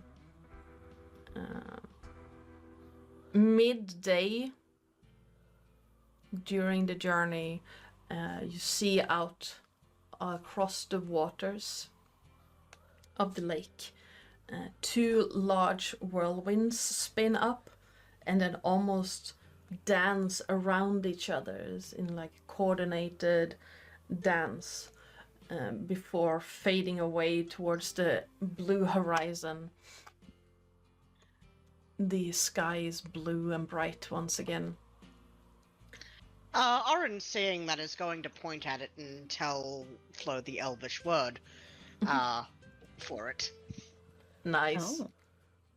Okay, I'm gonna put you guys there because it is relevant. I'm going to move you guys. Hello? Oh, I can't move that on that map. Sorry. No. Bam. Bam. Badam. There we go. Halfway towards the mountain range, you can now see the foot of the mountain coming ever closer. And I don't really know why I put you there. I can move you back to the other map. And other than what looks like two water elementals playing along the surf, the day's travel is slow and uneventful. The day's hot and getting hotter. Midday, as the closer you get to the mountain range, it's reaching roughly 25 degrees during midday, and the sun is baking down. It's not as hot as it probably will be, because this is not an as far as Remus knows, this is not a natural desert. Something has happened here. But there's no shelter from the sun, and even though it's a spring day sun, it gets hot. Anyone who's been outside during spring and there's no shelter from the sun knows it gets hot, even if there's a wind. Yes. And as you approach nighttime and the foot of the mountains, the temperature seems to almost drop at the same time as the sun, until a point, until you reach about 17 degrees as night falls. And At least consistent. yes, it seems to be that the foot of the mountain range is roughly about 17 to 20 degrees at all times, which is unusual for a desert. Normally it can drop way further because there's no moisture in the air, but this one seems to be heated from underneath almost. Anyone who wants can roll a history check to see if you know what this is about. History. History. I'll do Yes. history as well. Oh, I rolled my first nat one of the day. Nice. Where is history? What did I get for that? 9. All right. Hold on. Black Ops. Hello. There we go. That's a spread. Yeah, that's a spread. Farron, you remember some things about the Black Cap Mountains, and what you do remember is that it is rumored to be under the mountains is a manifest zone for Fernia, the Plane of Fire. There's rumors because no one who has gone there to check the veracity of those rumors have returned. It's not the size of your whoosh, it's how you use it. Exactly. I have concerns. You also know that the tallest mountain of the Black Caps, Eric's Peak, does not have snow on top of it, even though it is 4,000 meters above sea level. That's a tall lump of rock. Mm-hmm. It is a very tall mountain and does not have a snow-capped peak. Right.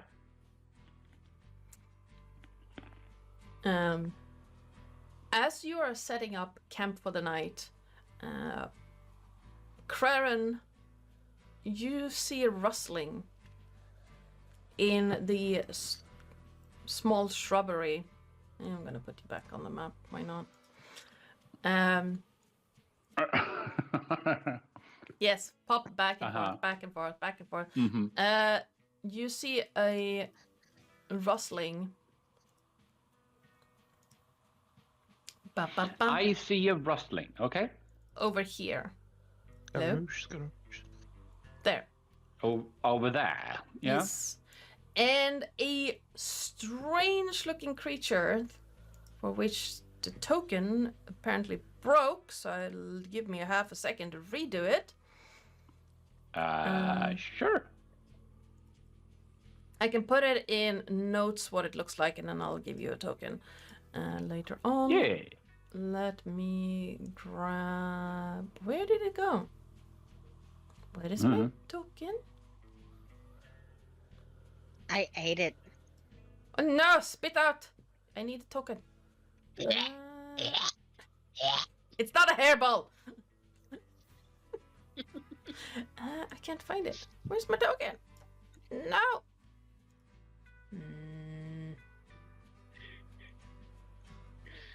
I am so sorry I made that noise. Okay, well, it appears we're gonna be saving that image again. Come here. Okay, I'm gonna copy this image and put it in notes. And then I'm gonna fix the token for next time. Or for another time. Notes of Mourning there. Paste. Like so. You mean for next time because, Oh my god, he is adorable. Let's see. There's something close to that in Swedish Scandinavian sort of mythos type thing. A large hair-looking creature kind of limps out of the brushes, and you realize it's limping a little bit because its wing is a little bit stuck in the plant, and part of its antler has been caught as well, and it's trying to walk and get out of it at the same time. Long fangs are poking down from this creature's mouth, and it glares at you with bright red eyes, as if it's your fault that it's currently stuck in this plant. And it just hisses, are you gonna free me, or are you just gonna look?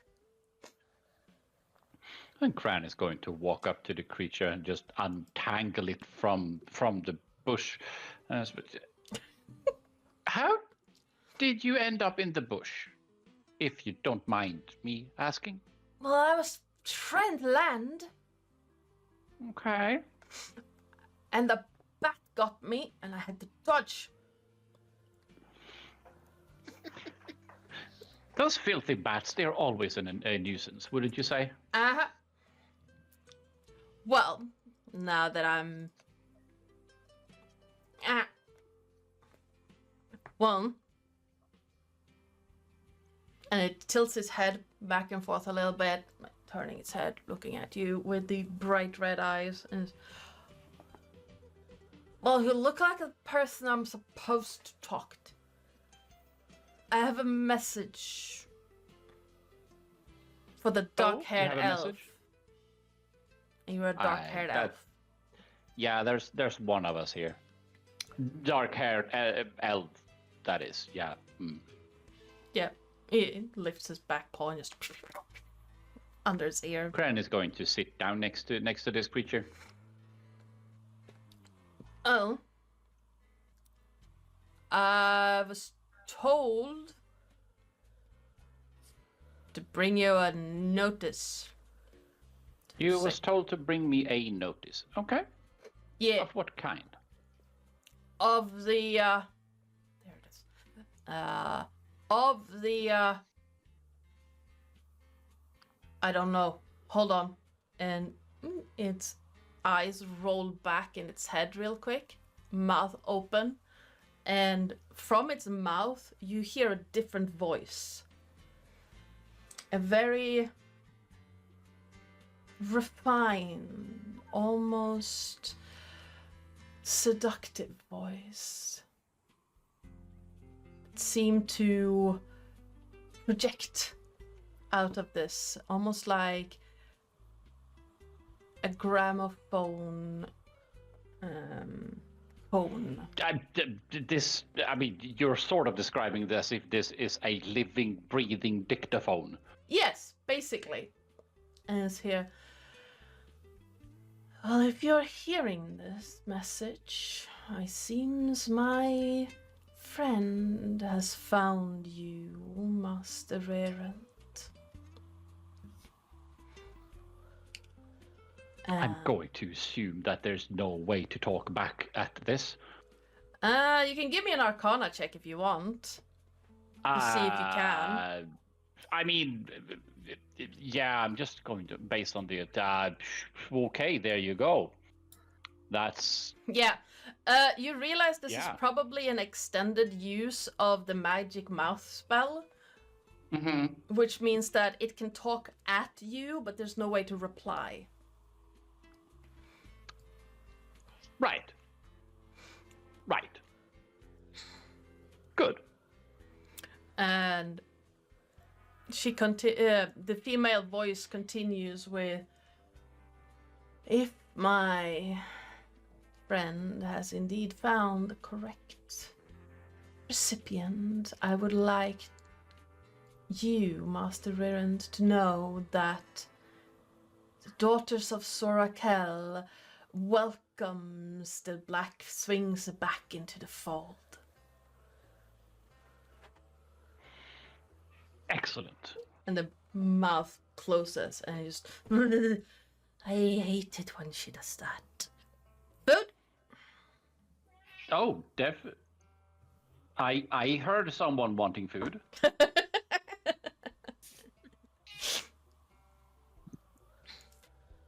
I'm going to assume that it's someone wanting food.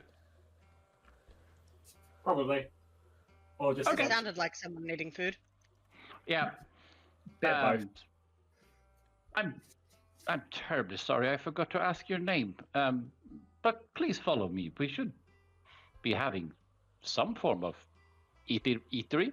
I don't know, judging by your fangs, I'm going to assume you would enjoy a piece of meat. You would assume right, sir. Oh, I excellent. do like meat. Do you have bugs? Do we have bugs? I player ask. What do we have? We have meat, but do we have bugs? You know that Oren has a pet scorpion. Yeah, Maybe we shouldn't feed more it. but more of a. I'm going to assume that this is a desert, and we have things, and there will be some critters around. I'm going to assume, considering we're basically the only light source around here. Let me put this guy here and make Jesus. it the correct size. There you go. This is a huge creature. It's I just imagine him being stuck in a bush and it turns out to... with the wings like completely unfurled. It takes up roughly the same space as one of the dogs, but it's the size of a large hare, not like the rabbits that you breed, but a wild hare. Yeah. And it just walks forward and looks around, walks around, like shies away a little bit from the dogs. No, it's safe. They won't hurt you. I am food for a lot of people. I'm gonna stay away. Yeah. Mm-hmm. And that is entirely fair. Oren, do we have any snacks for this lovely fellow? You want snacks for it, or you want me to turn it into a snack? And snacks for it. No, you're not turning this beautiful. I'm going to assume this is this male or female? It's a little bit hard to tell unless you lift it up. Is going to refer to it as a gentleman either which way. All right. Gentle creature? Yes. That one. Oren will dig around in the rations pack and pull out various different things, vegetables, fruits, meat. There's a little bit of leftover stew, though that's probably a little bit spicy. Oh, yeah, fire-breathing hair, fangs and wings. Perfect combination. I actually enjoy this image. That would actually be very fun. Yes. It'd be fun to return to sender like that. But yeah, he will offer many snacks. The creature seems. Note for DM. Uh-huh. Craren asked before, and if I'm so sorry, I forgot to ask your name. So, does the creature have a name? Oh, I'm called Joril. Joril. Yes. Nice to meet you. You too.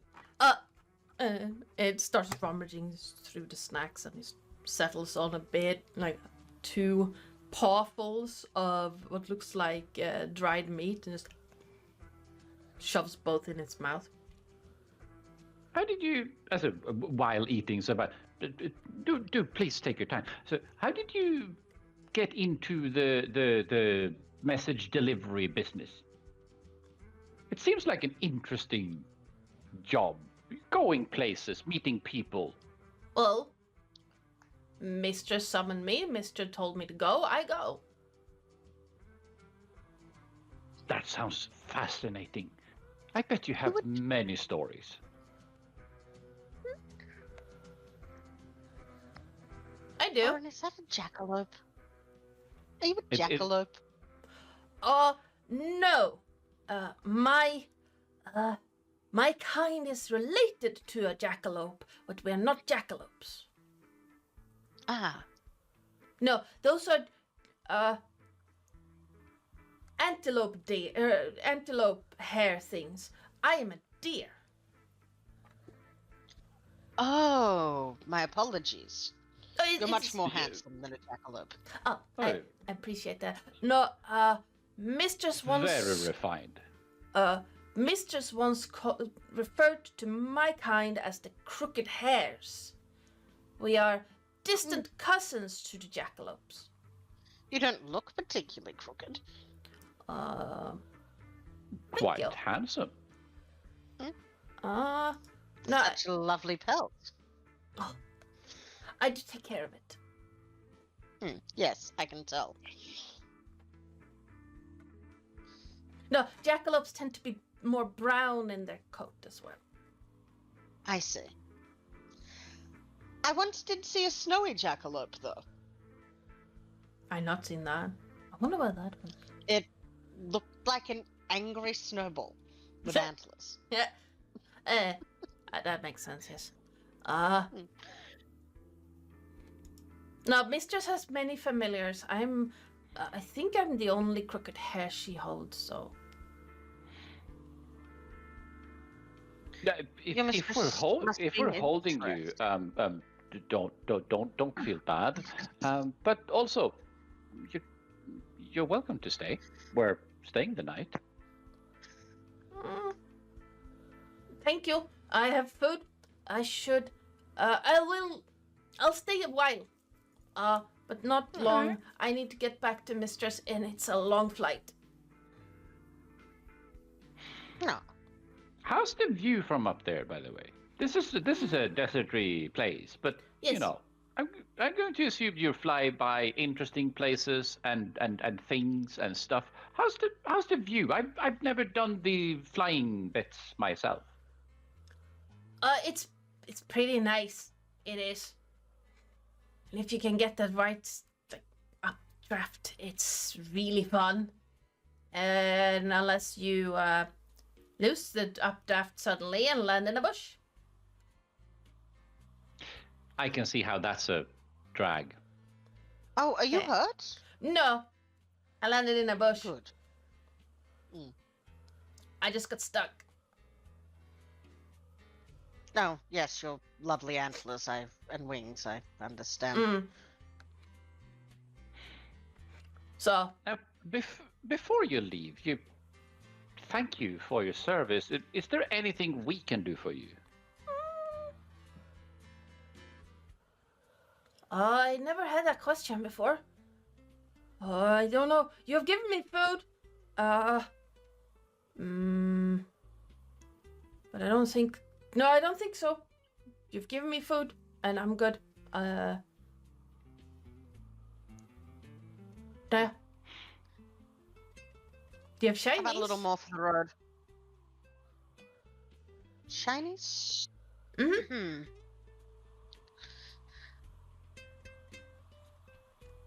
I may have shinies. I have a friend who likes shinies. I could bring one back to her.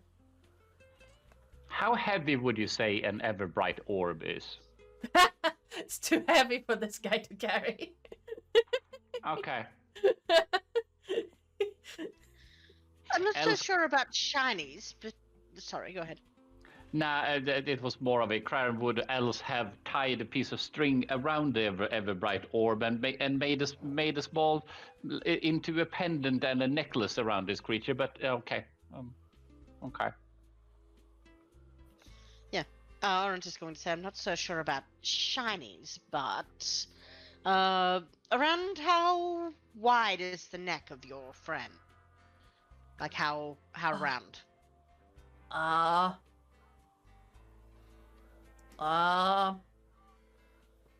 He looks around a bit. Points to Elos. About that one? Is it a what? Black and blue yarn and make sort of a like a thin but wide enough, like round enough to go around collar. All right. Yeah. With a button. Oh, I think she'll like that. It will go perfectly with her feathers. Oh, she has feathers. What manner of creature is she? Oh, she's a magpie. Ah. Of a sort. Lovely. Lovely. I like magpies. They tend to get a little territorial around the springtime, but I always used to like to watch them swoop. Yeah, if you get too close to Mistress's room without an invitation, Lily gets kind of annoyed. He leans in and whispers, just, unless you throw meat first. Oh, maybe I can sneak into the Mistress's room when Lily is distracted. That would be very funny. It would.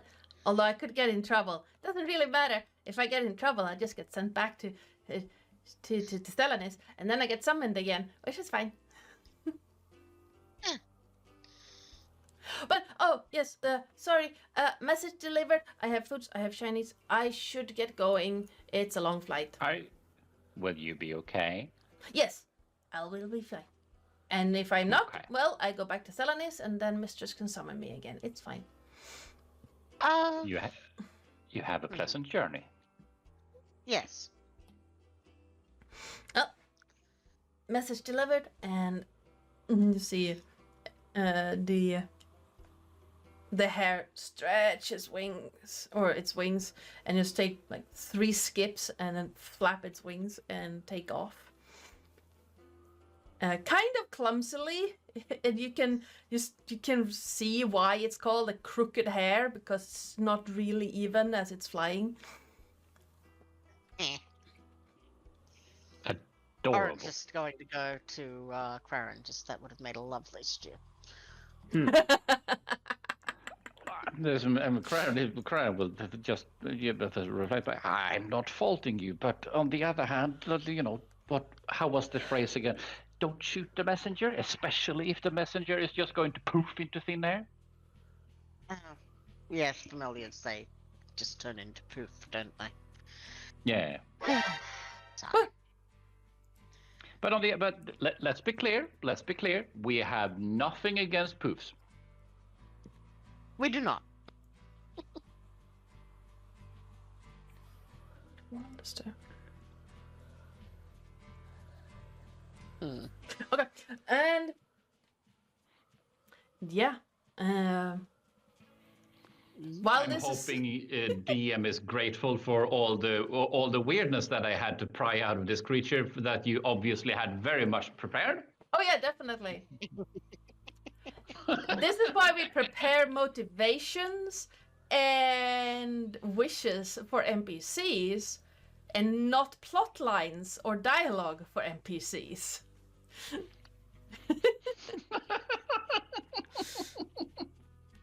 Cause You're welcome. I know exactly this creature's friends back where he came from, and so I could answer that. Shinings.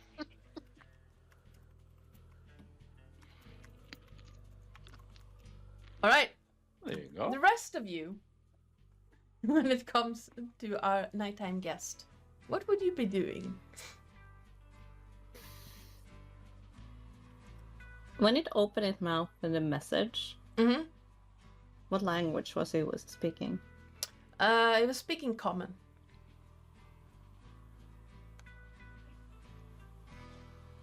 Flo does not look impressed over at Craren. Since the daughter of Psycole was mentioned.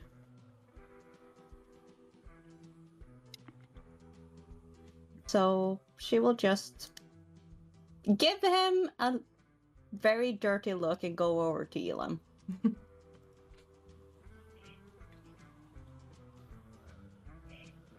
Interesting fellow you have there. Or you met, sorry. Such a wonderful creature. Never seen one before. I want one. Hmm.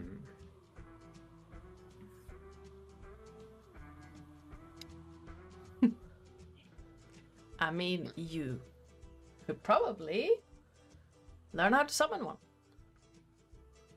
Maybe.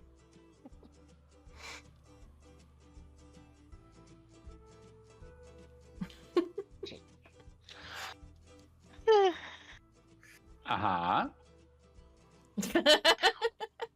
So, night, you Yes, said? night. Mhm. And the night is even more uncomfortable at the foot of these mountains. Temperatures raining between 17 and 20 degrees, even in the middle of the night. And as who has what's your watch configuration? I'm going to assume business as usual. All right.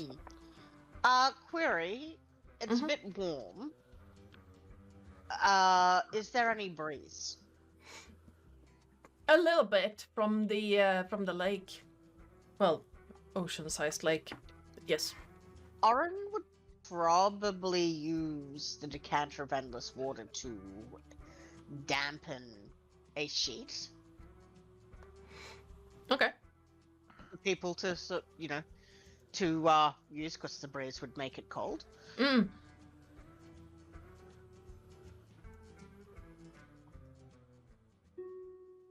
Yes.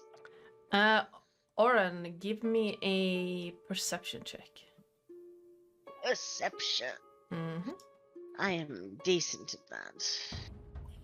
Oh, that's a 15. All right.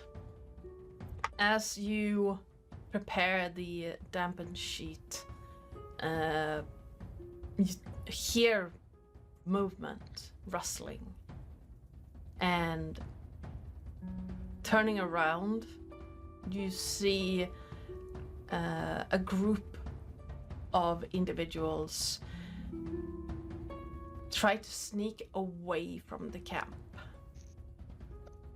And Are they people from our camp, or are they people that have snuck? it seems to be people who have snuck up on the camp. And one of them, the one who made enough sound for you to notice, because I rolled a 15 on the stealth check, is huge. Really big. And as you're watching them, they seem to vanish in between some rocks, carrying one of the crates. Oren is going to quickly sending at Krarin and just say, we have some thieves have taken a crate. I'm near the lake. I'm in pursuit. Right. I should cast that, so I have cast that.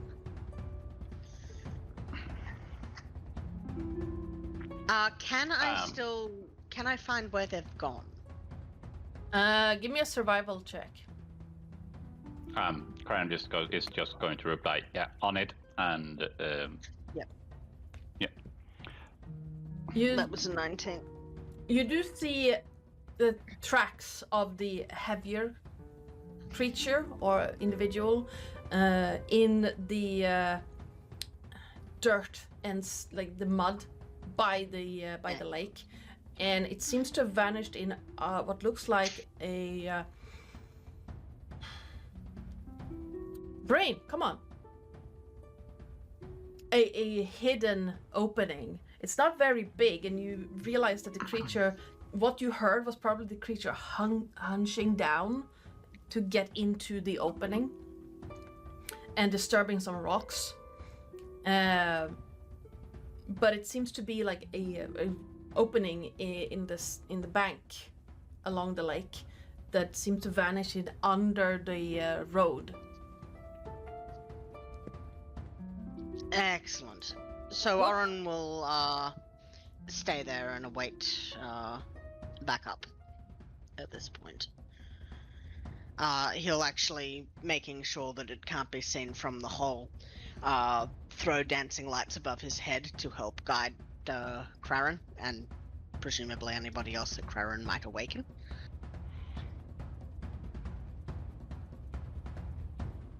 oh yeah, but Crown is going to shake everyone awake. They will be amazed that you not have a long rest.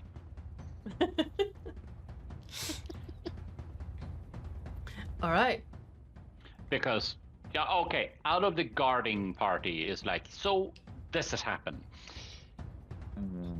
Which one of you wants to pursue them, and which one of you wants to remain to keep guard? Rebus cracks his neck and his knuckles and just goes, "My turn." Good. Good. Remus, over there. Excellent. He would have been sleeping in his clothes. He activates his boots of flying and basically shoots up into the air to kind of land down. Remus, before you're off, be aware that they have a crate of explosives. Ooh! I pack a torch. Explosives that we You're supposed to. need. I was supposed to be keeping an eye on. Romulus shouts. You know the part is about the part where you were supposed to be delivering this in one piece. That part. All I'm saying is losses should be acceptable on a journey like this.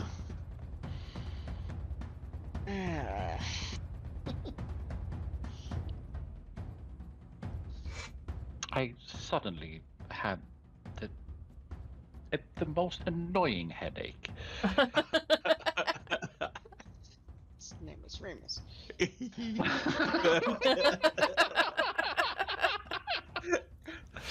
Uh-huh. Hi, kitty.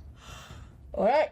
Ah, So boy. Remus is off. Romulus, are you staying? Flo, what are you doing?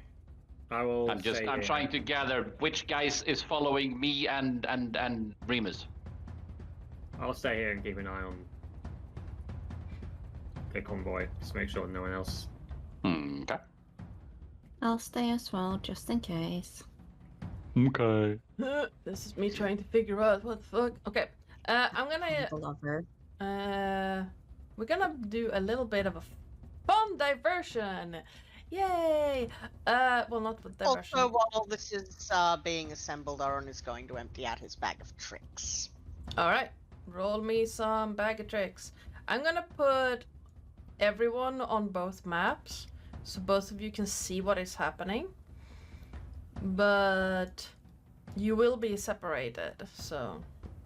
Baboon. Right, Orange Menagerie. Tiger. That's useful. Okay. Baboon, tiger, and whatever 7 is. 7 is a giant hyena. all right. Do you split them up, or are they coming with you? I've done this at the entrance, so they'll be coming with. So I'm gonna put those on the map. There, tiger. What? Tracks? You're stuck. Hang on, my cat's stuck on my blanket. Oh, you want to get it up. Giant hyena. There we go. All right. In the interest of hopping back and forth. Well, not really hopping all that much back and forth. Unless you guys really want to do something drastic. Or something else should happen. Let's hop on back to the entrance of this space. And it looks like a concealed entrance that is about 2 meters tall at its highest point, but it's kind of like meat and then meat of rocks. So kind of like an onion dome kind of situation made out of rocks. So only maybe a couple of inches are 2 meters tall, and then the rest is like between a meter and a half and slightly taller. So most of you are going to have to duck under. And query. Yes. If I were to slip in, tell everyone to move out of the way, and decanter of endless water the rocks, would they flow away, or would that crush the roof in on me? From what it looks like, if you were to flush away the rocks and sand, you would cave in the entrance. I am not going to do that. But it was a good idea, but it looks like it's been like propped up from the lake bank. Is it called a lake bank? I don't know. The beach side itself. Lakeshore. Thank you. Hungry. But yeah, it looks like you can get in. You just have to like crouch down to get inside. And excellent. A little bit further in, you see what looks like a large wooden door. Or a doorway. I seem to still be on... Yeah, I haven't moved yet, because you haven't moved past the door yet. Yeah, so Oren will wait for his people to arrive, and then just quietly whisper, "They went in there," and dispel his dancing lights. Excellent.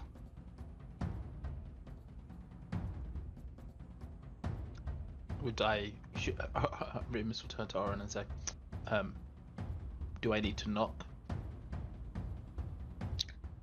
I think we want to catch them by surprise, don't you? Oh, okay. Can I attempt to open the door as quietly as possible? Absolutely. You can give me a stealth or sleight of hand check. A stealth of hand. A stealth of hand check. Stealth of hand. That would be a 16. The door is surprisingly quiet. as it's pushed open. It's not locked or trapped of any kind, and seems to glide almost silently across the sand. You can hear a little bit of a whoosh, a whooshing sound as it passes over the sand, but that's it. Excellent. And let me... This is an example of a silent door. Yes. Let me put you Door. Oh, good boy. where you're at. Ew. As you step into this space, you do see, it looks like a barricade of sharpened poles that are erected towards the door, and then a head of something massive standing just behind another wooden door. This one very crudely made. The first one was well made, as if made to hold things out. This one seemed to have been made in a hurry. And there is a huge creature. It's half of its head sticking up behind the palisade and nearly brushing against the ceiling, which is nearly 3 meters tall. Excellent. That's tall. It's a massive thing. I'd say... So Aaron can Yeah, sorry.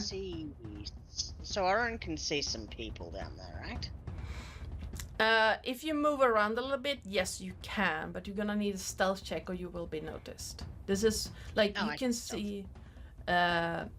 from the door right now, you can see the large creature and the palisade. You can't see around the corner yet.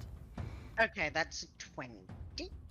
Alright, yeah, you can stealth inside and see that. You can see a few So creatures I see and 3 a people snake. and I can see 2 snakes actually. Yeah, you can see 2 massive snakes, 2 people, and a huge... ogre? Yeah, the huge creature. You do recognize it as an ogre from back when you were in Droam. Let's see, range area 30 feet.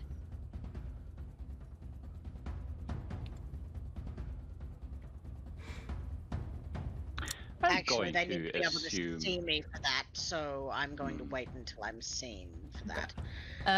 But yeah, Oren, am I assuming we can't talk these things to give the loot back? you can try. I'm not counting on it. Oren, you realize that the creature who was carrying the crate was possibly an ogre. Ah, Oren, right. would you be Yes. so kind as to step back from the door, please? Absolutely. I will stand behind the tiger.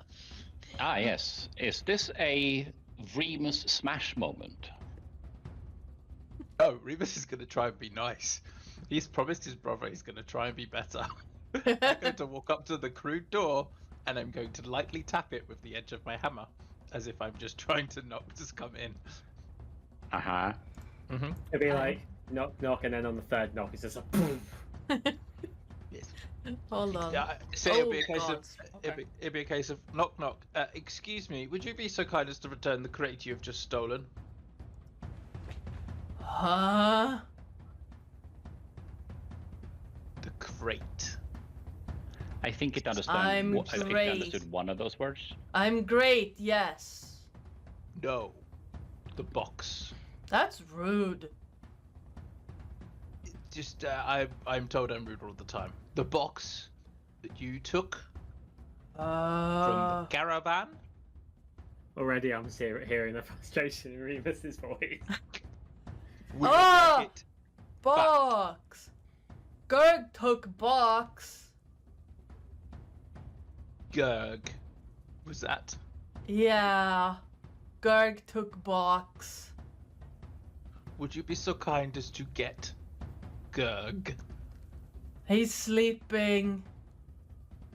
Okay. What is Gurg? Why is Gurg? But Who no one is asked Gurg? how is Gurg. No one ever asked how Gurg Is is. in charge.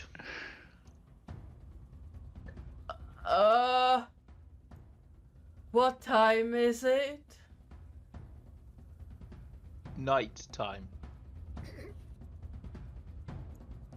Oh, Henry's in charge at night. I'm sorry, I didn't quite catch that name. Henry. Henry. Can you get Henry, please? Who's asking? Gurg's younger brother. Give me a persuasion check. With the DC of what? 2? 17. Oh!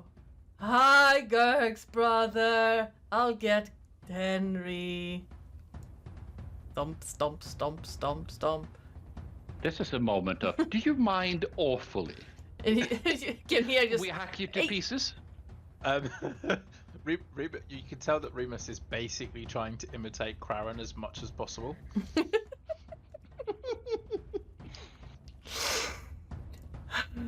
Okay, hold on. And Sorry, judging didn't from mean the outcome, it's going rather well. And he hates it. That's entirely on Remus. Mm. You just hear voices in the back. Just what? Go back to your post. And then here, Gurg brother, here, get Gurg. This dumbass. Get back to your post. No. No.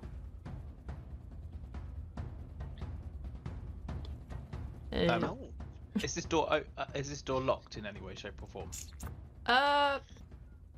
It seems to have a form of like a barricade on the other side. Like a Also, from Ouch. where he is, could Oren hear how this creature was being treated? yes, they're not being quiet about it. Excellent. Excellent. You hear some hissing and then just clanking of metal as the ogre pushes these guys aside and continues in. And you hear just don't understand why we have those two around in the way. And movement as someone comes up and says, don't know how you got the dumbass to believe you, but you need to leave now. Do you mind awfully? Oh, I thought there was Would you- only one of you. Piss off. Unfortunately, no. we cannot do that. We have been contracted for the safe passage of the boxes and crates to a certain location.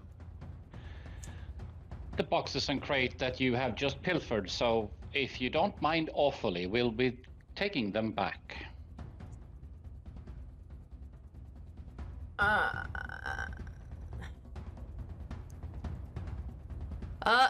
See, I can't do that. Why? Because the MCA. boss has told us not to let people in. You're in here, which is a problem. Now Yes, piss we are boss. off. Now listen here. You left the door unlocked. Both of them. This one is locked still. I spin the How? Warhammer. I don't think it's going to be locked for much longer. Okay, roll me You an see- attack roll. You see, we have small lockpicks and we have large lockpicks.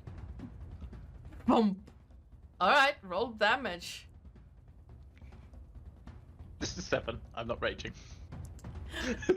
The warhammer makes contact, and you see bits of the wood of the door splintering. You're not breaking through yet, but it has, like, you can hear the wood cracking a bit, and you hear the the voice on the side say, Hey, fuck! Hey, fucker, stop that! No. Remus, I would very would you much be so like kind? a crate, please. Brown, I said I wouldn't smash stuff anymore. I promise, Romulus. Yes, what I'm saying is that would you be so kind as to provide us with an entrance? Well, if you say so, sure. And I swing again. Yeah. 25. That's gonna hit. Let's turn that Let's see. off. A 10. More of the door cracks. This time, more splinters, and you can hear the whatever that's called cracking even further. 1 or 2 swings, and it's going to be completely broken open. I'm coming in, whether you like it or not. You Now, please hand over the crates before we have to take them. you hear running feet running away from the door. Oh joy. I'm going to rage. All right. And I'm going to start swinging more heavily. So it's a 20 A 20 does hit. for 14 damage because I'm raging at the wall. Okay. You hear a snap as the why can't I remember what it's called? The wooden beam you put on the backside. As that breaks open and the door swings up. And I'm basically just going Right. to charge into the room. All right.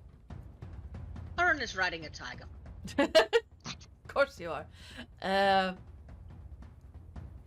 As you charge into the room, you are met with 3 snakes, Remus.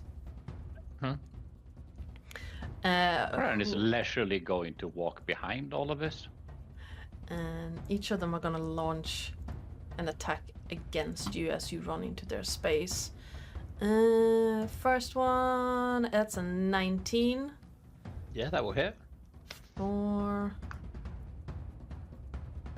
5 piercing and con save, a DC 11. Yeah, and 8 poison damage.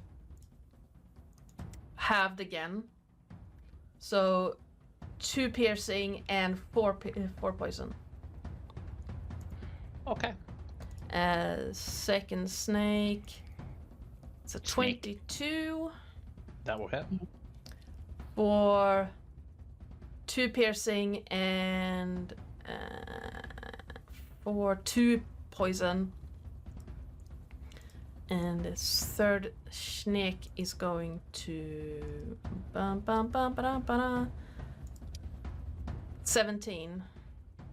This time I raise my shield and it kind of bites onto the edge of the shield. You just hear plang against the shield. And then they are going to basically circle around your feet, Remus. Mhm. And you hear, wait, you're not. Why in here? And you bump back. And we are gonna roll initiative. Everyone. Initiative. Yes. Character. How rude.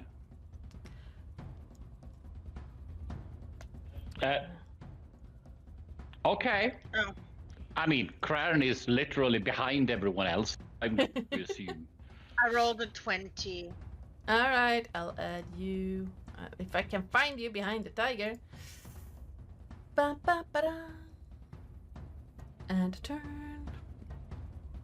I like that Carnis is somehow a baboon. Yes. Yes. Why is the baboon in the order? I don't. Maybe you had selected. You'd selected the token when you rolled initiative. Oh, that's interesting. Out of curiosity, what happens if I... Ah, it actually puts me as a separate thing. I had no... Oh, because they are player controllable, that's why. Yeah, that's why. Yeah. So, just remove baboon and... Yes. Yeah. Deploy baboon. Deploy baboon, yes. You haven't deployed baboon in a long time. I mean, yeah, that's also true. But, you know, things. And we are going to... Good boy. Snake. Oh, he's so handsome. Oh. Sorry. My cat is very handsome. Okay. Oh, Hey, naturally. Sherry? Where are you? I think my phone's on the floor. I just heard, here I am.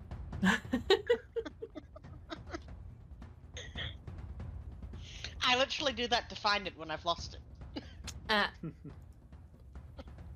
It's like playing Marco Polo. Alright. We need to add this guy and this guy. Seriously? Alright.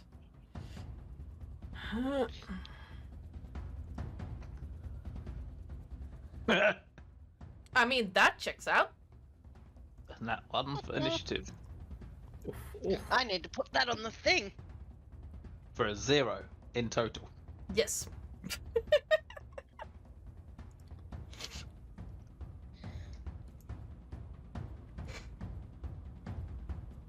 And this group can join on the same, because you are a lot of people. Is that another nat 1 for you, Adana? Yep. I need 8 squares before I can make another row right now, so this is good.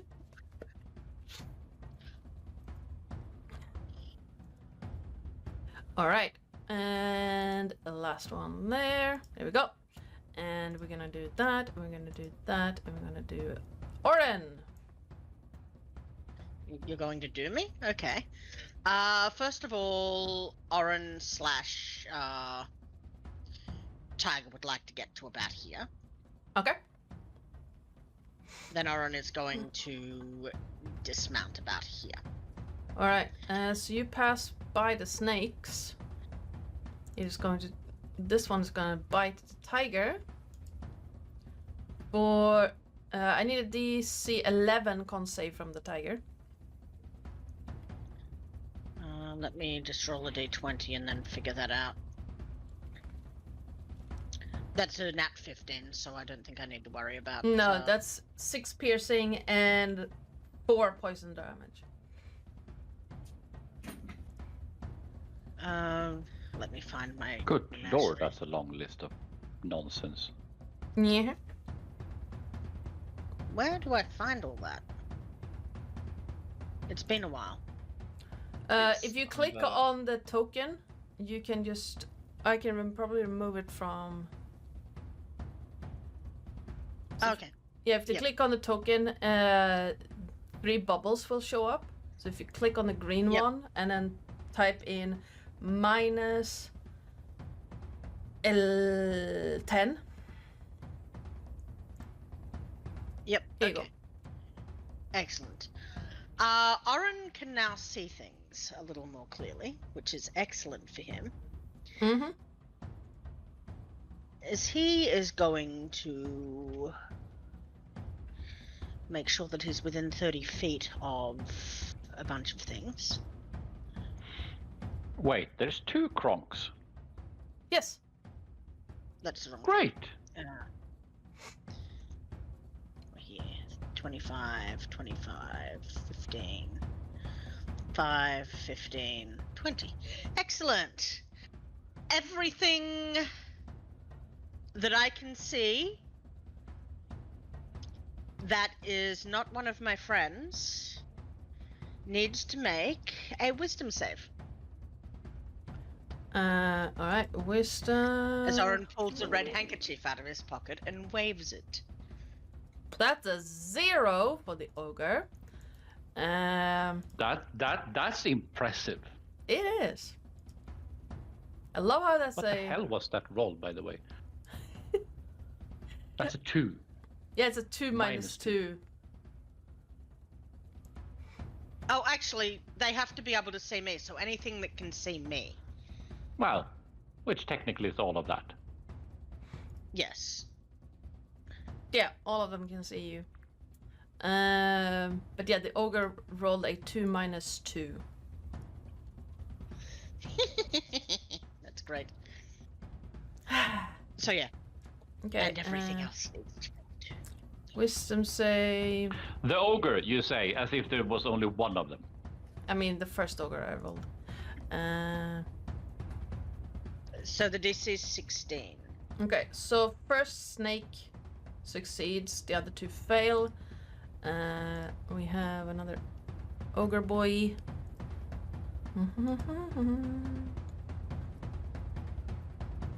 That one succeeds. First ogre fails, second ogre succeeds. And I'm missing something. I will need to do this in chat. Yeah, in Psych Riot. Yeah. Mm. Yes. Alright, so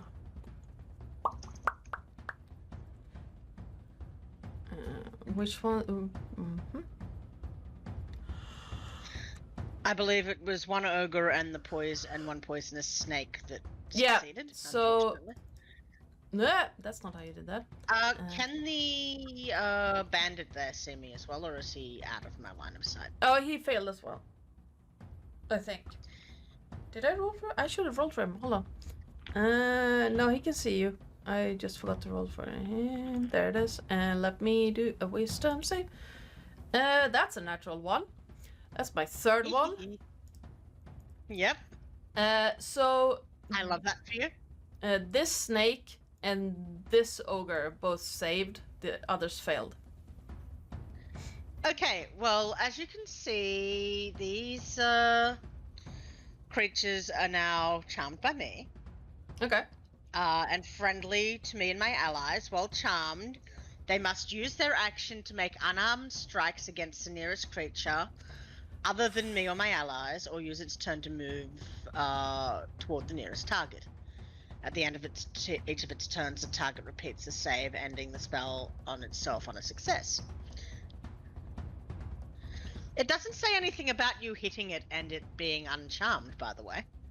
Ooh, nice. Okay. That's unfortunate for the poor. And it's an ally to you.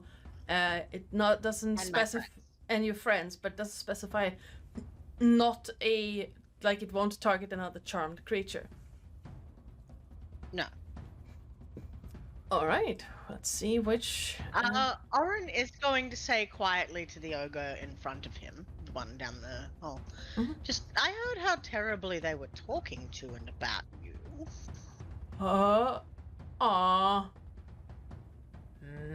Glares. It wasn't very nice. Why don't you come work for us instead? I like you, friend. Yes. Mm.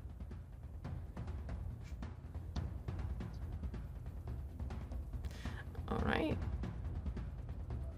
Well, you have a menagerie of bullshit to control.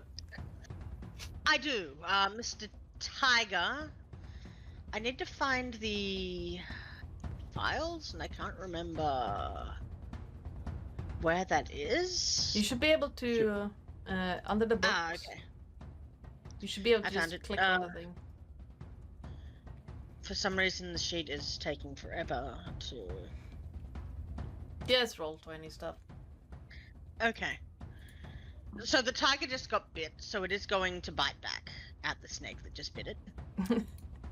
Okay. Well, the snake that bit it is by Remus, but the nearest snake that is not friendly is right next to it, so... Oh, well, the nearest snake. Okay. Okay. So 1d10 plus 3 piercing. I'm assuming a 23 hits. Yes, it does. Can I? No. 1d10. So 5 damage to the snake. Alright. It's not looking happy and hisses angrily at the tiger. The hyena. Why no move? Because I'm. We'll come over to. Actually, let's just. No. Can the hyena fit there? Just about.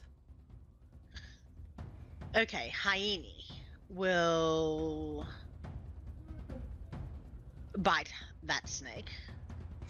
Mm-hmm. 2d6 plus 3. I don't think a 9 will hit the snake, probably. A 9 will not hit the snake, no. It slithers out of the way and flaps the hyena with its tail. And Kraran, I'm going to let you handle the baboon, because you can see it, and I don't see it very well. The baboon is now yours. Or someone can handle I the think baboon. you're muted, Andy. No. I've just muttered to myself, fish into baboon. Yes. I could hear One you, of but the weirder it didn't, miracles. it didn't trigger. So that's why I was like, oh, I think you're Yeah. muted. Then done. Me done. All right. But yeah, Andy, you are the baboon deployer. Yeah, but the baboon deployer is but 3 in That's fine. initiative. Yeah, that's fair. So that's a bit of a, And I think this is an excellent spot to start next session.